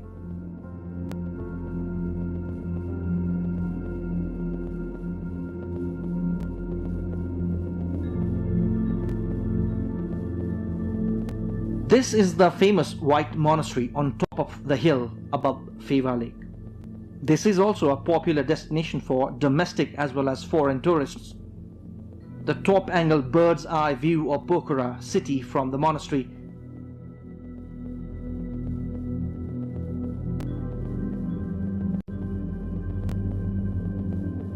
is a sight to behold. The placid Phewa Lake, the tall mountain range, and the birds like paragliding pilots on the background of Sarankot Hill are mesmerizing.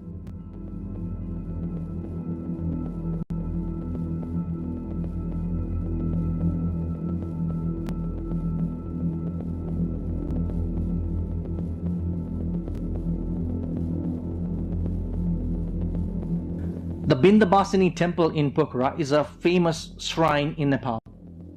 The best route to visit the temple is on the way to Sarankot. Devotees throng the Bindabasini temple, which is atop a small hill with panoramic view of Pokhara city. The Bindabasini temple is famous among the Hindus across the country.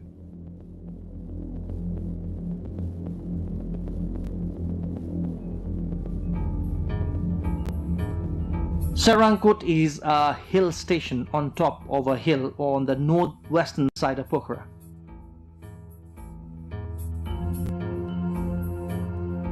A must-go place to see the majestic Mount Machapuchre and Mount Dhaulagiri in the Annapurna range in front of the eyes, and also the Pokhara and Leknath cities on the other side. Sarankot is synonymous to paragliding in Nepal. Taking off from the Sarankot hill, one can enjoy the panoramic mountain range in addition to the bird's eye view of Pokhara city. Ultralight and zip flyer offer a thrill to adventure seekers in Pokhara and are becoming major interests for tourists. Other places including Swarak in Sangja have the potential to be world's best place for paragliding. First time in Nepal, Paragliding Accuracy World Cup was held at this place, situated at Mahapur of Virkot municipality of the district. The place drew global attention after the event. Pokhara, famous tourism destination of the country. Majority of locals engaged in tourism industry. The city of lakes and caves, hub of aviation sports. Some major destinations: Lakeside, Feva Lake and Tal Barahi Temple, Begnas and Rupa Lakes, Mahendra Gufa.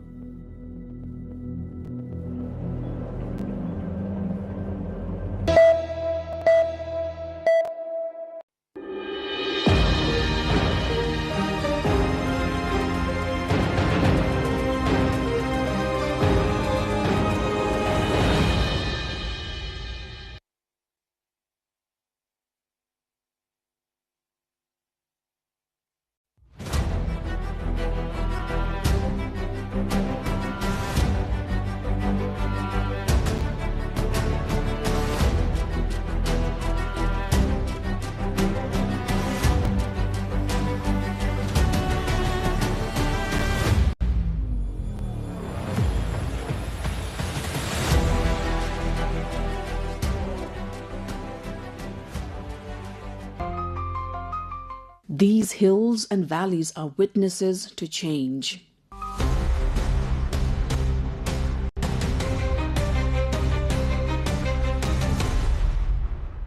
They hold countless dreams and the aspirations of a prosperous nation.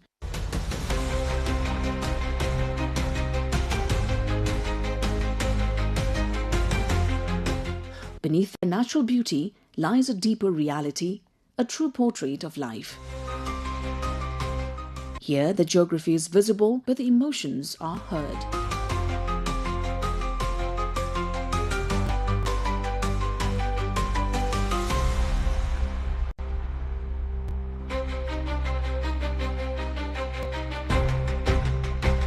Our effort is to bring closer the landscape and sentiments of Rukum West, a region filled with dreams, possibilities, and determination. Since the Mid-Hill Highway connected Rukum, it has played a vital role in local development.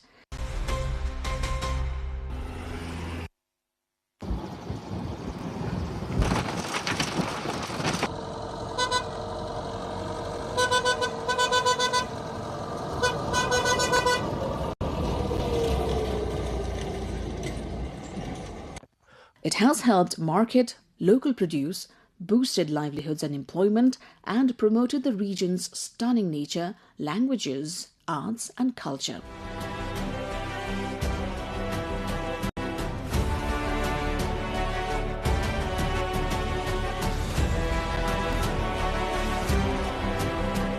Many older residents never imagined a road passing near their homes or ever riding in a vehicle.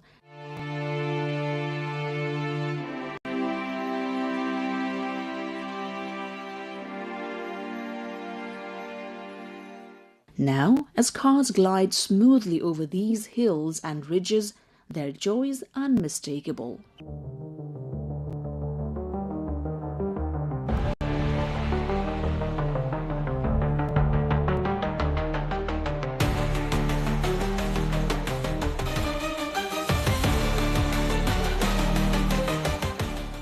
As we pass through the villages of Rukum, we encounter countless stories of hope and trust. Signs of development are increasingly visible at the local level.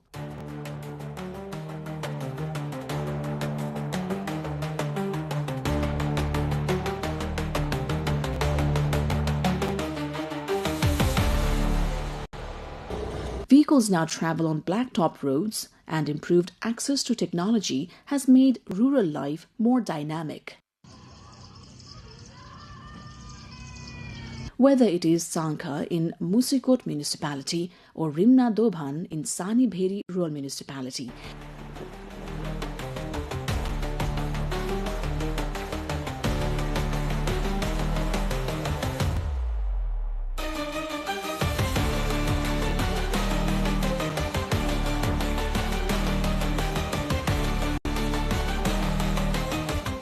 these communities not only reflect the natural beauty of Rukum West, but also narrate inspiring stories of transformation.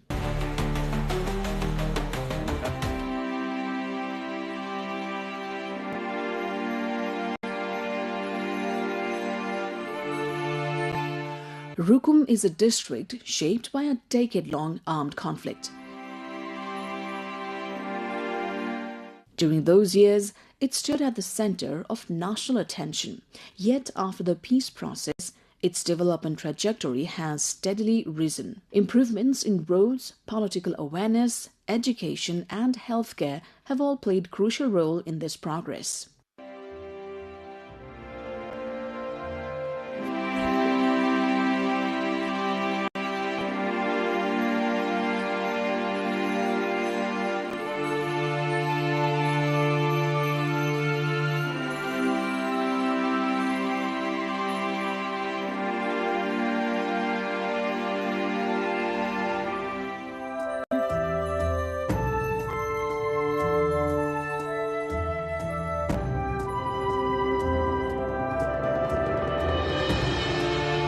In the remote terrains, the natural beauty is inseparable from the faces of the people who live here.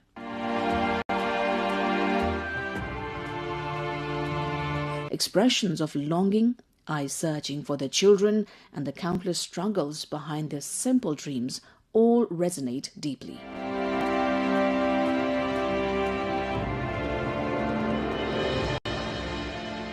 Despite stories of positive change, the migration of many young people abroad remains a pressing concern.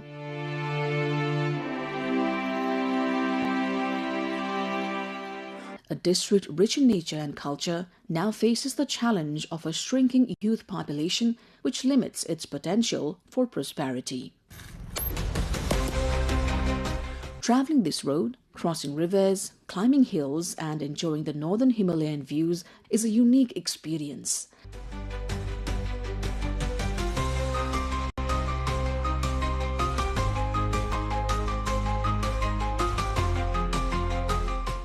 From the lowlands of Jorjahari, along the banks of Bheri River, through Ramni Dobhan to the district headquarters in Khalanga, and onward through the scenic settlement of Sanka into eastern Rukum, the journey is breathtaking. Yet, this land is still searching for its youth so that its beauty can be tied to prosperity. Here in this rugged terrain, the reality is visible and the emotions you hear are true.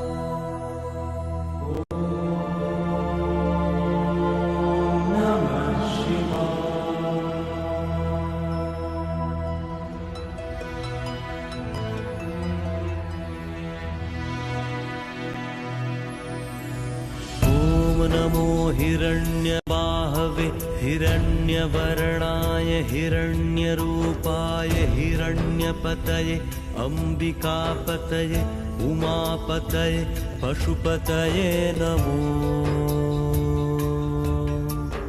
नमः।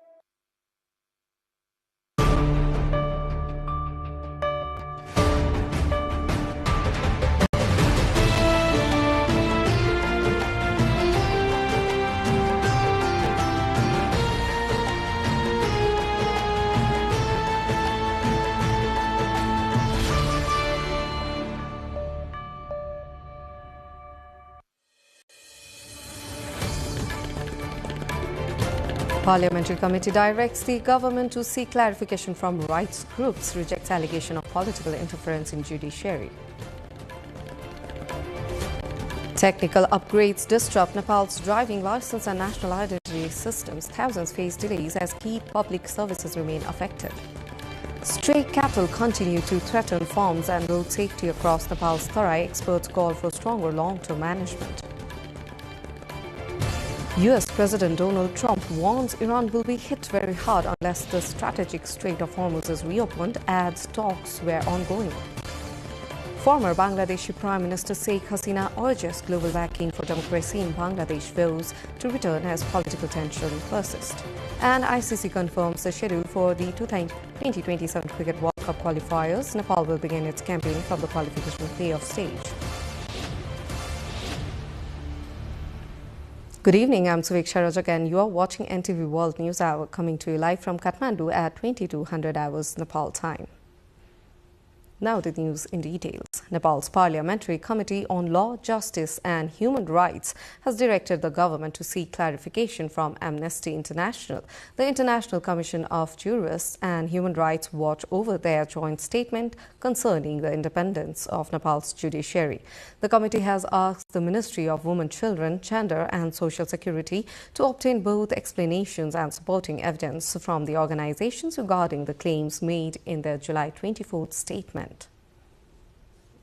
यहाँको न्यायपालिका यहाँको चाहिँ जुन separation of power छ अनि इन्स्टिट्युसनहरुको आफ्नो limit छ त्यहाँ भित्र चाहिँ एकले अर्कालाई इन्क्लोज नगरौँ है सबै कुरा ठीकठाक होस् है भनेर यसरी अब्जर्भरको स्टेटसमा रहेका यसरी इन्टरनेशनल इन्स्टिट्युसनहरुले चासो राख्नु यसको बारेमा केही हुँदैछ कि भनेर सोच्नु त्यसलाई हामी स्वाभाविक ठान्न सक्थ्यौं तर एक वचन सरकारलाई तपाईहरुले यसो गर्न लागेको हो भनेर उहाँहरुले किन सोध्न नसकेको र उहाँहरुले हामीलाई नसोध्दै आफ्नो कल्पित धारणालाई प्रेस स्टेटमेन्ट बनाउने विषयलाई हामीले कसरी लिने ल भन्नुस् त्यसकारणले उहाँहरुले जुन खालको जोइन्ट प्रेस स्टेटमेन्ट निकाल्नु भयो यसमा हाम्रो आपत्ति छ यसका बारेमा उहाँहरुले जवाफ दिनुपर्छ Amnesty International commission of jurist र ह्युमन राइट्स वाच जस्ता संस्थाहरूले नेपालको स्वतन्त्र न्यायपालिका र सार्वभौम सांसदको विधि निर्माण सम्बन्धी विधायकी अधिकार समेतलाई लिएर 2083 साउन 8 गते तदनुसार जुलाई 24 2026 गते जारी गरेको संयुक्त विज्ञप्तिका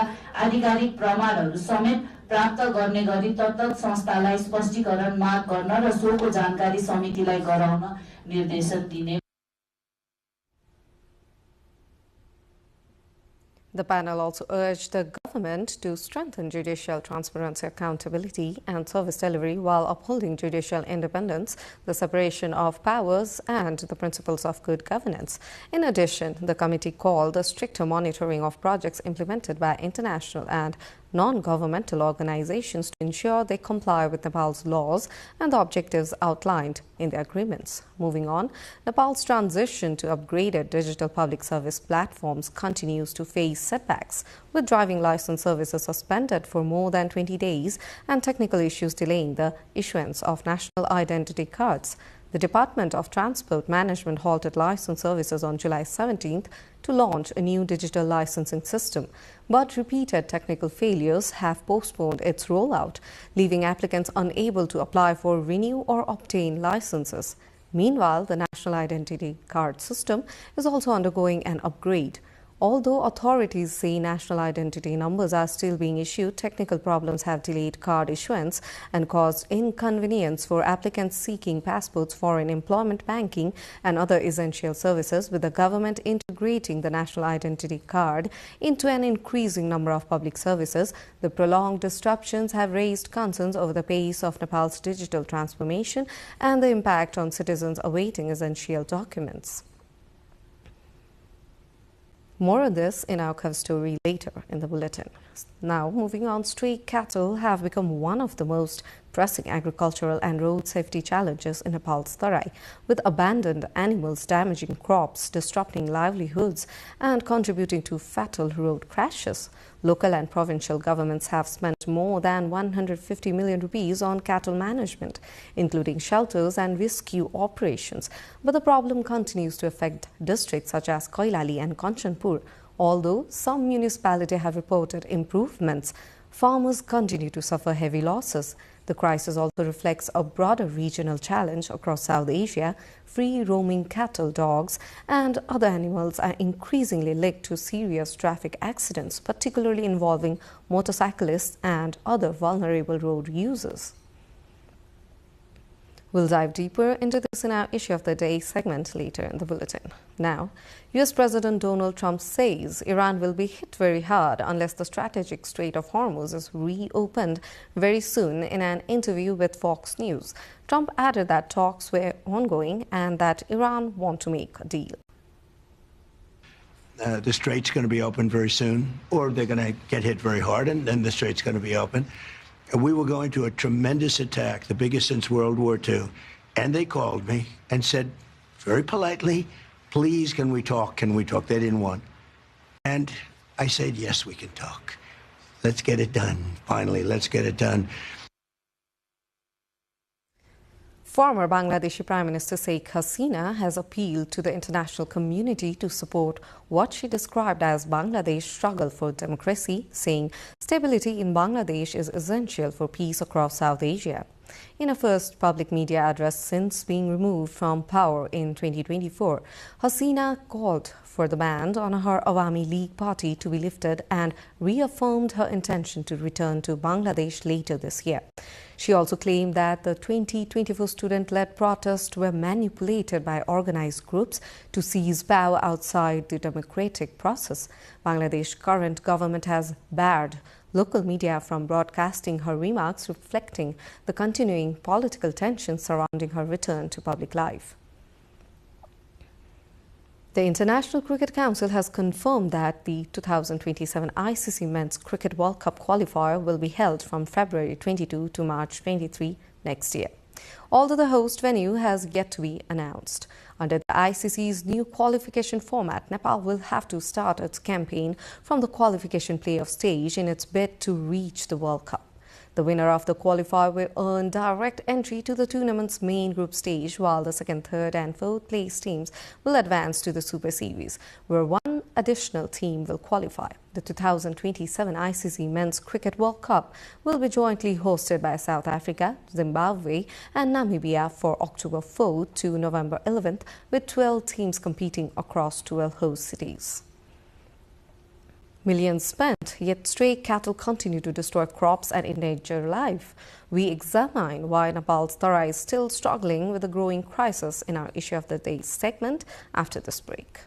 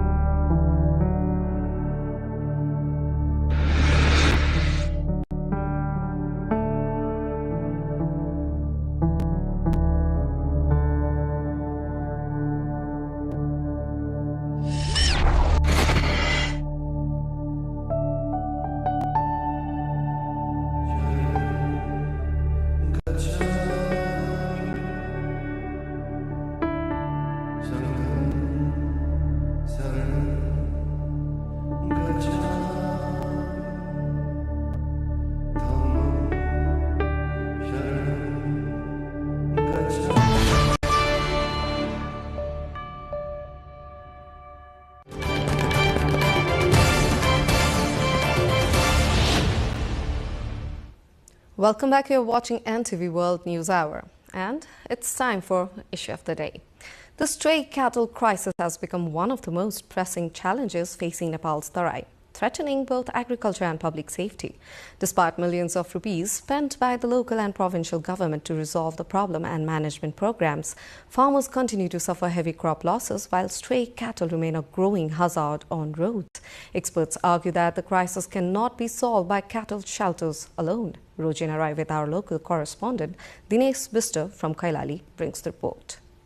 The stray cattle crisis has become one of the biggest agricultural and public safety challenges in Nepal's Tarai region. Thousands of abandoned cattle roam freely across the districts such as Koilali and Kanchanpur, damaging crops and creating serious risk for motorists and pedestrians. In response, local and provincial governments have invested more than 150 million Nepali rupees, about 987,000 US dollars. Despite the significant spending, the crisis remains the same. Dhangari sub-metropolitan city alone has spent 26.3 million rupees on building and operating gausalas, cow shelters. Other local governments have also invested millions of rupees in similar efforts. Among local governments, Dhangari sub-metropolitan city has achieved comparatively better results through regular rescue operations and improved shelter management. Even so, farmers continue to lose crops and stray cattle remain a major road safety hazard. Without strong policies, better coordination, and sustained long-term investment, the crisis is expected to continue affecting thousands across the lowlands. लगभग 5-4-5 लाख मात्रै हुन्छ एकै ठाउँमा 2-3 करोड लगानी गरेर पुरा त्यो गौशाला नै म्युजियम बनाएर अर्थ बनाइन्छ. The data show stray cattle have been linked to the deaths of 7 people over the past 3 years. दुर्घटनाको संख्या बढिरहेको भएर यसलाई चाहिँ हामीले विकराल समस्याको रूपमा लिएका छौं. Authorities say continuous rescue operation and better management of shelters have helped reduce the number of stray cattle on major highways. सामानहरु सामग्रीहरु हैन अनि त्यो भौतिक आवश्यकता सेडहरु हामीले बनायो. The continuing crisis exposes gap not only in implementation but also in monitoring and long-term planning, and demand coordinated action from all levels of government, local communities and other stakeholders. Road crashes claim more than 1.16 million lives every year around the world, while speeding, unsafe driving and poor road conditions remain major causes. Another often overlooked danger is free roaming animals on roads. We look into some of the striking numbers that suggest that unmanaged stray animals are becoming a major headache on the streets, mainly in South Asia. In South Asia, stray dogs, abandoned cattle, buffaloes, and other livestock are increasingly contributing to serious and sometimes fatal crashes. Globally, more than 90% of road traffic deaths occur in low and middle income countries, making the issue especially relevant across this region. Asia has the world's largest population of free-roaming dogs, while cattle, goats, and monkeys frequently wander onto roads in many countries. Sudden animal crossings can force drivers to brake or swerve, leading to collisions that disproportionately affect motorcyclists and other vulnerable road users. The challenge is particularly acute in South Asia, where rapid urbanization, open grazing, poor waste management, and weak animal registration systems allow stray animal populations to grow. According to the World Health Organization, the Southeast Asia region accounts for roughly 28% of global road traffic deaths, underlining the urgent need for stronger road safety measures. In Nepal, community dogs and abandoned cattle are common sights on highways and urban roads. A recent study along the East-West Highway in Bhimdatta municipality documented multiple crashes involving stray animals, resulting in both human and animal fatalities. More than 90% of surveyed road users reported encountering stray animals on the road every day, highlighting how routine the risk has become. Several countries have demonstrated that humane management can improve both road safety and animal welfare. The Netherlands has virtually eliminated stray dogs through compulsory registration, microchipping, and strict anti-abandonment laws. Bhutan has earned international recognition for nationwide catch, neuter, vaccinate, release programs. while India and Sri Lanka continue expanding sterilization and vaccination campaigns. Nepal can strengthen its response through a nationwide animal census, mass sterilization and rabies vaccination, improved waste management, livestock identification, better roadside fencing in accident hotspots, and stronger enforcement against animal abandonment. Protecting people on the road also means responsibly managing the animals that share it. In this context, today in our Public Pulse segment, we have asked how should the problem of stray cattle be addressed. Let's have a look. बार लगाएकाहरूले पनि आफ्ना बालीहरू पूरा रूपमा पाइरहेका छैनन् बारबाट पनि खाइदिएको अवस्था रहेको छ सरकारले कुनै कदम उठाइदिए हुन्थ्यो यहाँ किसानहरूलाई शास्ति भइराछ छाडा चौपायाले गर्दा धान बाली सबै खाइदिराछन् खेतमा गहुँ धान केही नरहने भोकमरेको अवस्था आएको हुँदा नगरपालिका र प्रदेश र ओडा मिलेर चाहिँ यो हामीले सुरुवात गरेको हो यतातिरबाट गाडी आइरहनु उतातिरबाट अर्को गाडी आउनु यो बीचमा चाहिँ त्यो अवस्था यी कारणहरूले पनि धेरै ठुलो समस्या भइरहेछ त्यो रोडमा छाड्ने चौपाई हैन अब सरकारले गर्नु सानो कुरो हो त्यसलाई ज्यादा लगानी लाग्दैन यो व्यवस्थापन नभएर हो के व्यवस्थापन गर्यो भने उनको जंगल छ जंगलको छेउमा मानिसले बेरोजगारी छन् उनीहरु रोजगारी बन्छ छाडा पशु चौपाईको व्यक्ति यिनीहरुको कारण दुर्घटना भएर चाहिँ अकालमै ज्यान जानेहरुको संख्या पनि दिनदिनै प्रतिदिन बढ्दै गयो धेरै छाडा चौपाईहरु बस्दिने र रातिको समयमा विभिन्न किसिमका एक्सिडेन्टहरु हुने दुर्घटना सडक दुर्घटना हुने अब यसमा चाहिँ अब नगरपालिका उपमहानगरपालिका वडा सबै मिलेर गर्नुपर्ने हो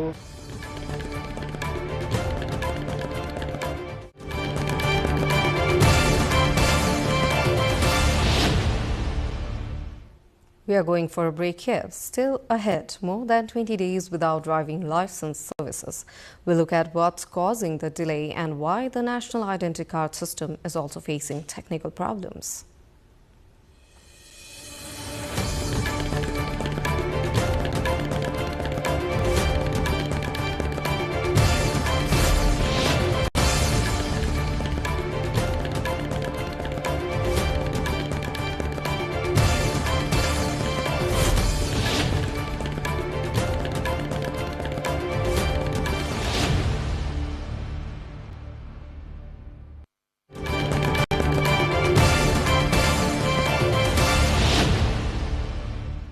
Welcome back. You're watching NTV World News Hour.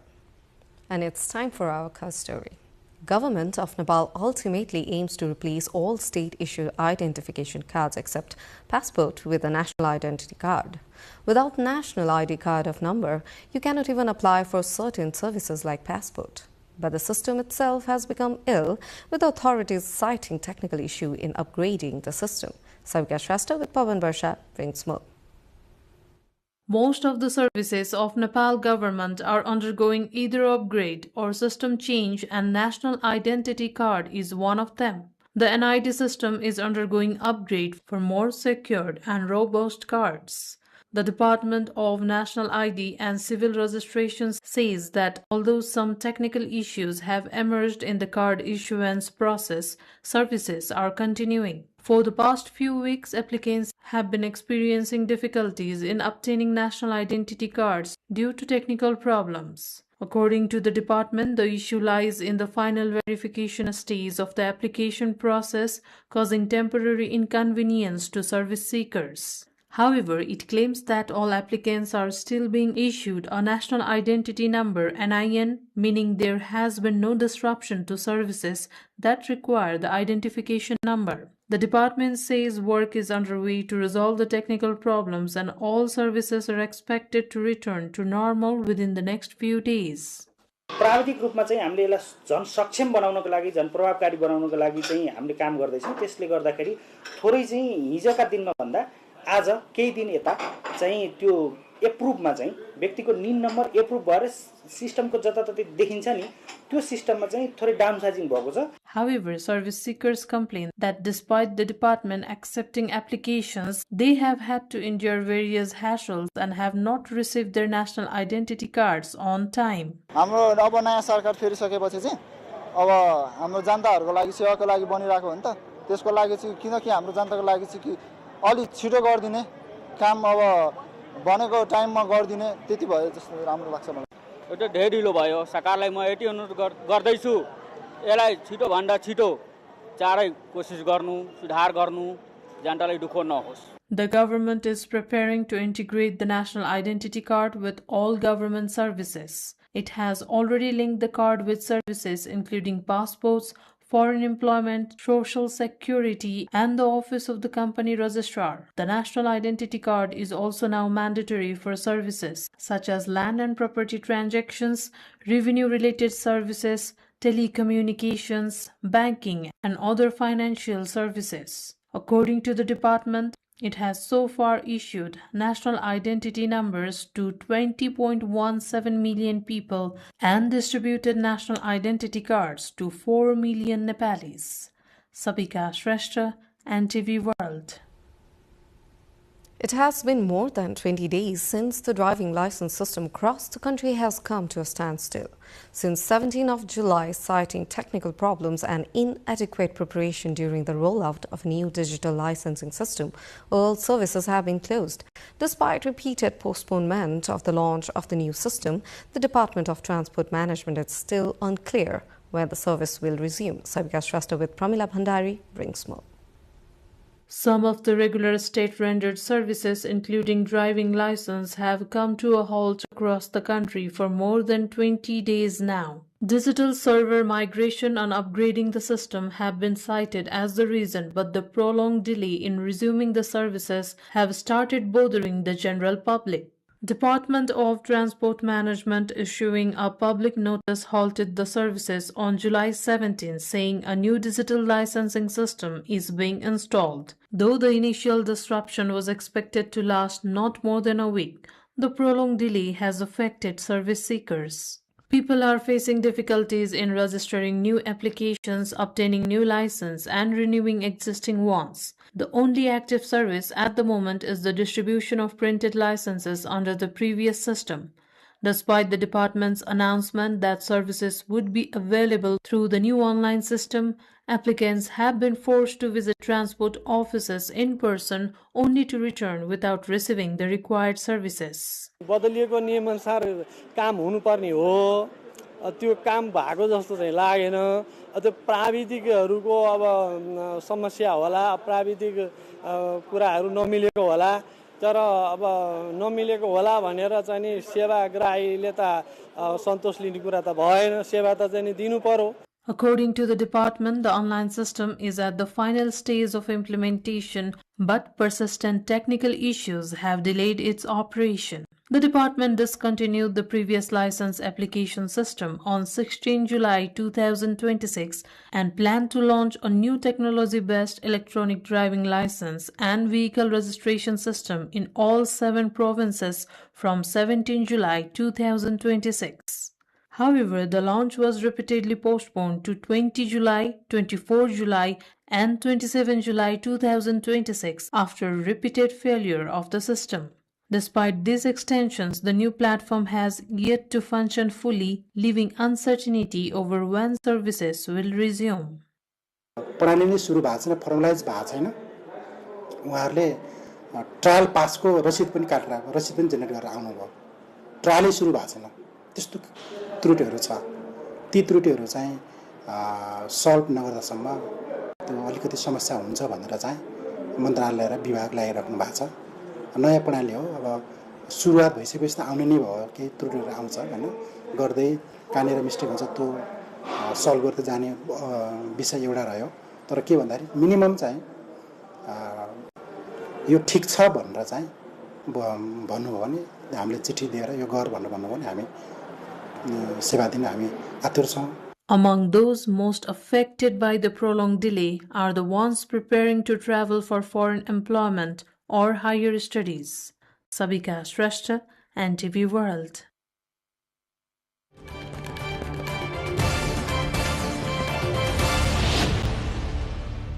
That was the end of our cover story. Moving on to other details. The government has appointed Yanki Ukyab as the new Chief Executive Officer of the Investment Board Nepal, while Professor Dr. Khadga Kesi has been named Chairperson of the University Grants Commission and Professor Dr. Roji Shrestha as its Member Secretary. The cabinet also decided to provide compensation, relief and medical treatment to those killed and injured during the recent protest in Sunsari and Siraha. In addition, it approved the first amendment to the Statistics Regulations 2083 and decided to dissolve the Nepal Intermodal Transport Development Committee by merging its responsibilities into the Nepal Transit and Warehousing Company Limited.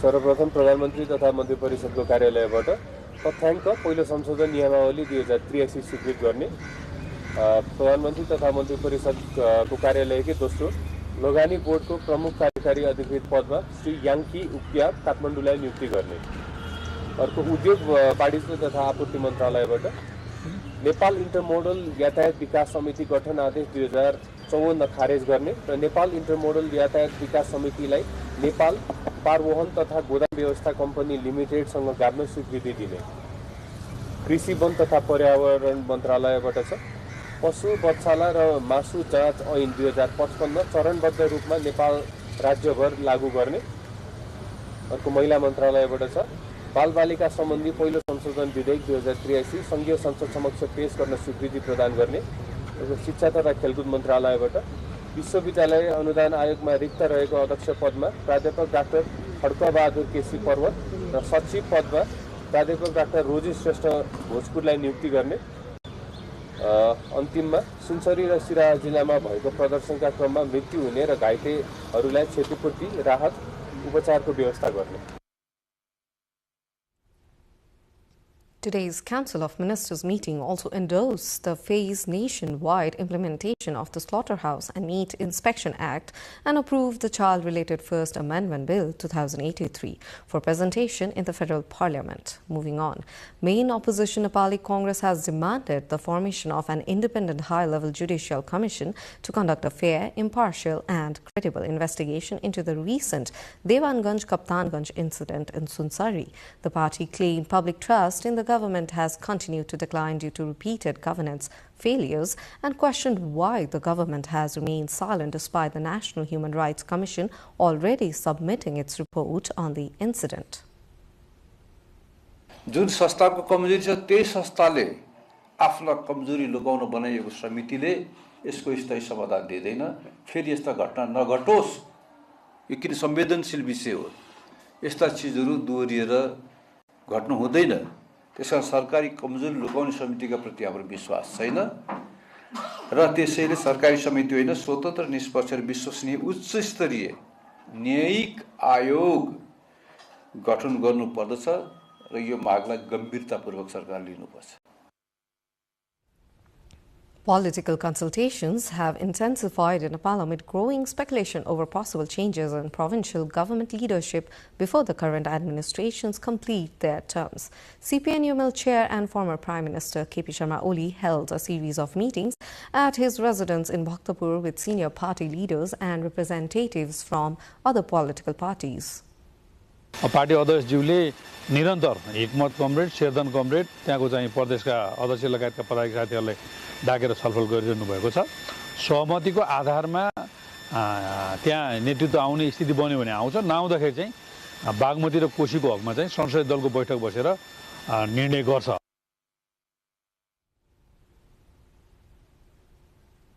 Oli also met separately with Koshi province leaders, including the party's provincial in charge, provincial president, office bearers, and the chief minister to discuss the evolving political situation. Now, the problematic Cooperative Management Committee has returned the savings of small depositors of Shiva Shikhar and Pashupati cooperatives. According to the committee's member secretary Robin Dhakal, 14 depositors of Shiva Shikhar cooperatives and 28 of Pashupati cooperatives have received refunds. The amount has been returned to depositors with small savings in the first phase. The work of returning savings to savers of the concerned cooperatives from the amount received from the recovery of loans from troubled cooperatives and assets management is being carried out continuously in accordance with the prevailing legal provision.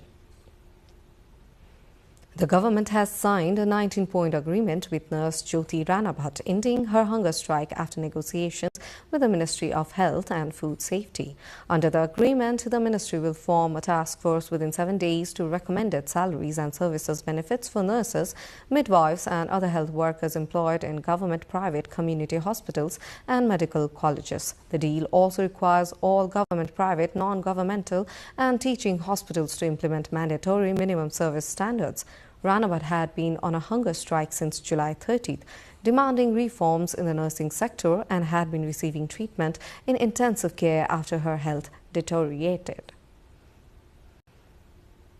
Nepal's Ministry of Foreign Affairs has launched the MOFA Knowledge Forum to bring research and expert analysis into foreign policy discussions. Foreign Minister Shishir Khanal said research plays a vital role in shaping stronger policies, while the monthly forum will connect government officials with researchers, academics and policy experts. Officials say the initiative will support evidence-based decision-making and help guide Nepal's future foreign policy. Authorities have distributed more than 348.8 million rupees in compensation to residents affected by the under-construction 454-megawatt Kimathanka Arun hydropower project in Songkhla Sabha. District officials say a total of 450 million rupees will be paid to landowners whose property has been acquired for the project, with compensation reaching up to 690,000 rupees per ropani. Around 150 households and nearly 700 ropanis of land in Port Khola rural municipality have been directly affected by the land acquisition process. Being developed by Vidyut Utpadan Community Limited, the project is expected to cost about 93.8 billion rupees and aims to begin generating 454 megawatts of electricity within 5 years of construction. 3 men have gone missing while returning from the Mardi Himal trekking route in Kaski district. Police believe the hikers may have lost their way in forest near Badal Dara while descending from Mardi Himal High Camp. Search and rescue teams have intensified operations, but the hikers' mobile phones remain switched off, making it difficult to trace their location. International news lined up next. For now, a quick recap of the headlines. Parliamentary committee directs the government to seek clarifications from rights group, rejects allegations of political interference in judiciary. Technical upgrades disrupt Nepal's driving license and national identity system. Thousands face delays as key public services remain affected. Stray cattle continue to threaten farms and road safety across Nepal's Tarai. Experts call for stronger long-term management. U.S. President Donald Trump warns Iran will be hit very hard unless the strategic Strait of Hormuz is reopened. Odds talks were ongoing. Former Bangladeshi Prime Minister Sheikh Hasina urges global backing for democracy in Bangladesh vows to return as political tensions persist. And ICC confirms the schedule for the 2027 Cricket World Cup qualifiers. Nepal will begin its campaign from the qualification playoff stage.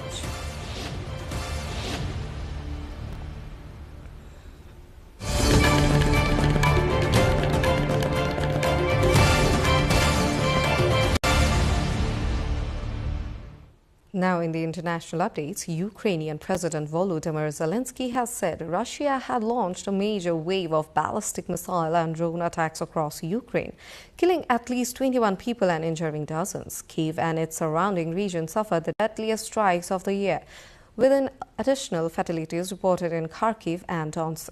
Ukraine said Russia fired 28 missiles and 115 drones, while air defenses intercepted 98 drones, but reportedly failed to stop the ballistic missiles.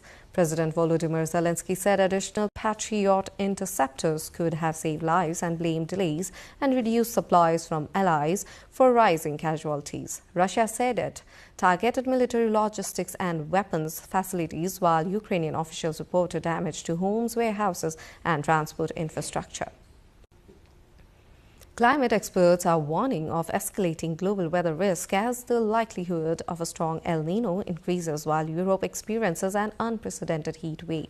China's National Climate Center says Pacific Ocean temperatures have entered strong El Nino monitoring status, with the climate pattern expected to persist until at least next spring and potentially disrupt rainfall temperatures and extreme weather worldwide. At the same time, Europe is enduring record-breaking heat, with Austria's capital Vienna exceeding 41 degrees Celsius for the first time and the country's largest glacier melting at an accelerated pace. Scientists say climate change and a stronger El Nino could amplify extreme weather events in the months ahead, prompting authorities to urge greater preparedness for heat, drought, and other climate-related hazards.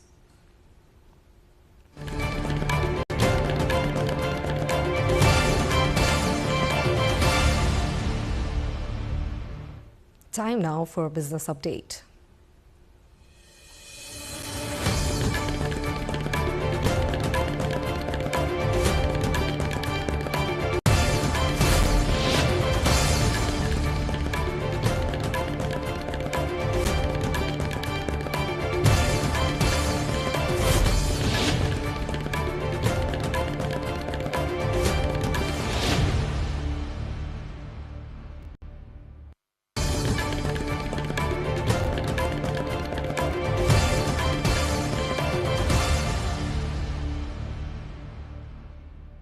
Global markets have gained momentum as investor confidence in artificial intelligence continues to drive technology stocks and major corporate investments. Technology shares helped lift markets in the United States and Asia as investors bet on continued growth in AI-related businesses and infrastructure. SpaceX reported second quarter revenue of $7.81 billion, nearly doubled from a year earlier, with its Starlink satellite internet service and AI operations driving growth. The company said Starlink generated more than half of its revenue, but heavy spending on infrastructure raised concerns among investors, pushing shares lower in after-hours trading. As companies expand their AI capabilities, markets are closely watching whether the rapid growth will translate into long-term profitability.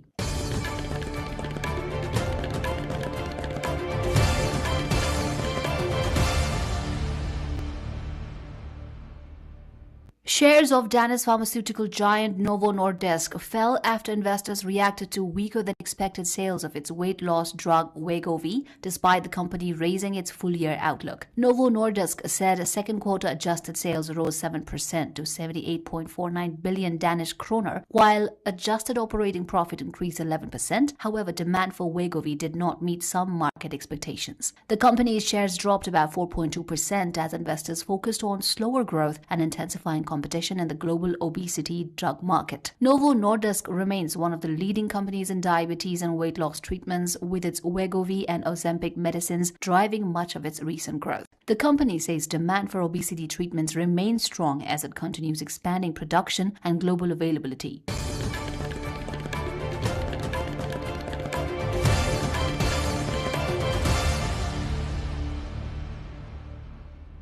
The United States and Japan have carried out a joint intervention to support the Japanese yen, with Washington saying the move was aimed at preventing wider instability in Asian financial markets. U.S. Treasury Secretary Scott Bessent said the operation was launched after the yen fell to its weakest level in about 4 decades, raising concerns over its impact on regional currencies. The intervention, the first joint yen buying action by the two countries since 1998, came as the currency faced pressure from factors including the gap between Japanese and U.S. interest rates. Bessent said a stable yen is important not only for Japan and the United States, but also for the wider Asian economy. Washington and Tokyo have indicated they are prepared to act again if further volatility affects the currency markets.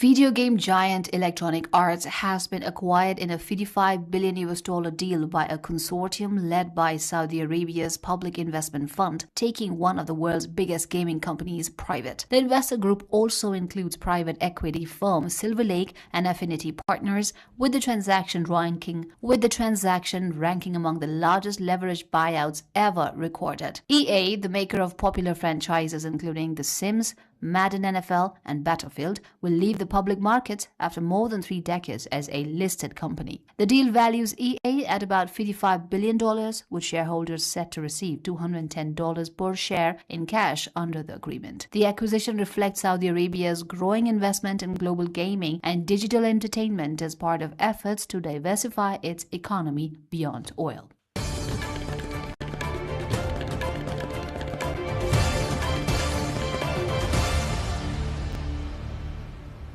Time now for the sports updates.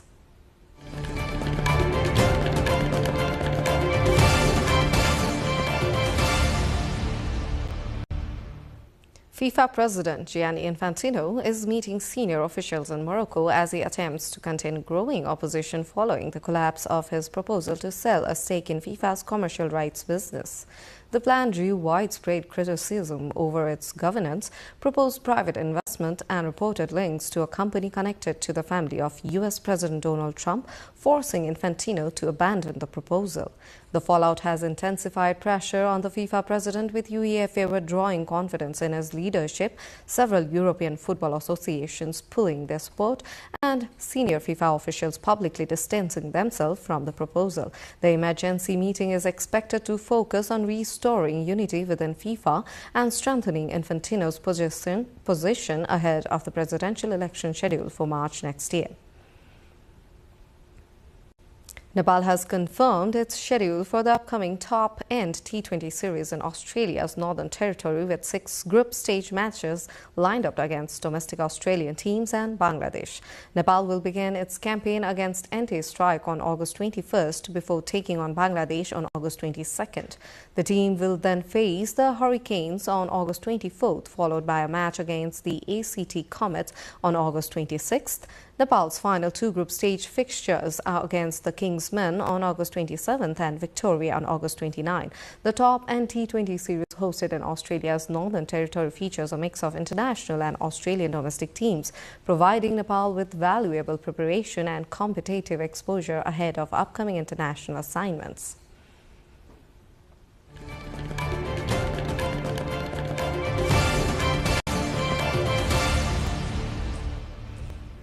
Time for the weather updates, first from Nepal and then across the world.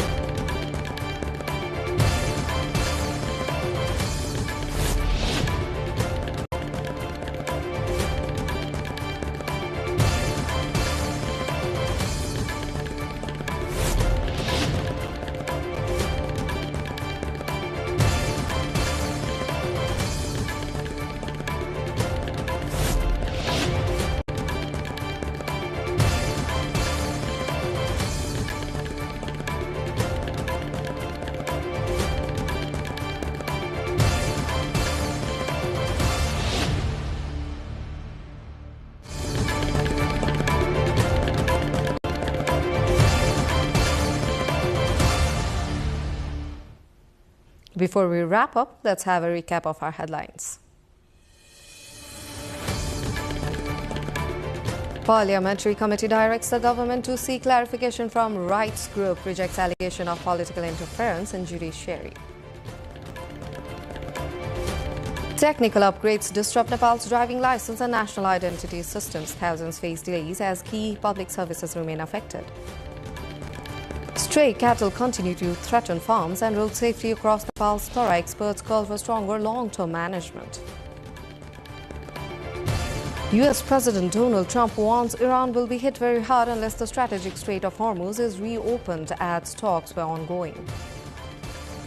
Former Bangladeshi Prime Minister Sheikh Hasina urges global backing for democracy in Bangladesh, vows to return as political tensions persist. And ICC confirms the schedule for the 2027 Cricket World Cup qualifiers. Nepal will begin its campaign from the qualification playoff stage. That's it for this edition of NTV World News Hour. Do join us through our social media and get the latest update from our official website, nepaltelevision.com. I'm Sweksha Rajak and thank you for staying with us. Good night.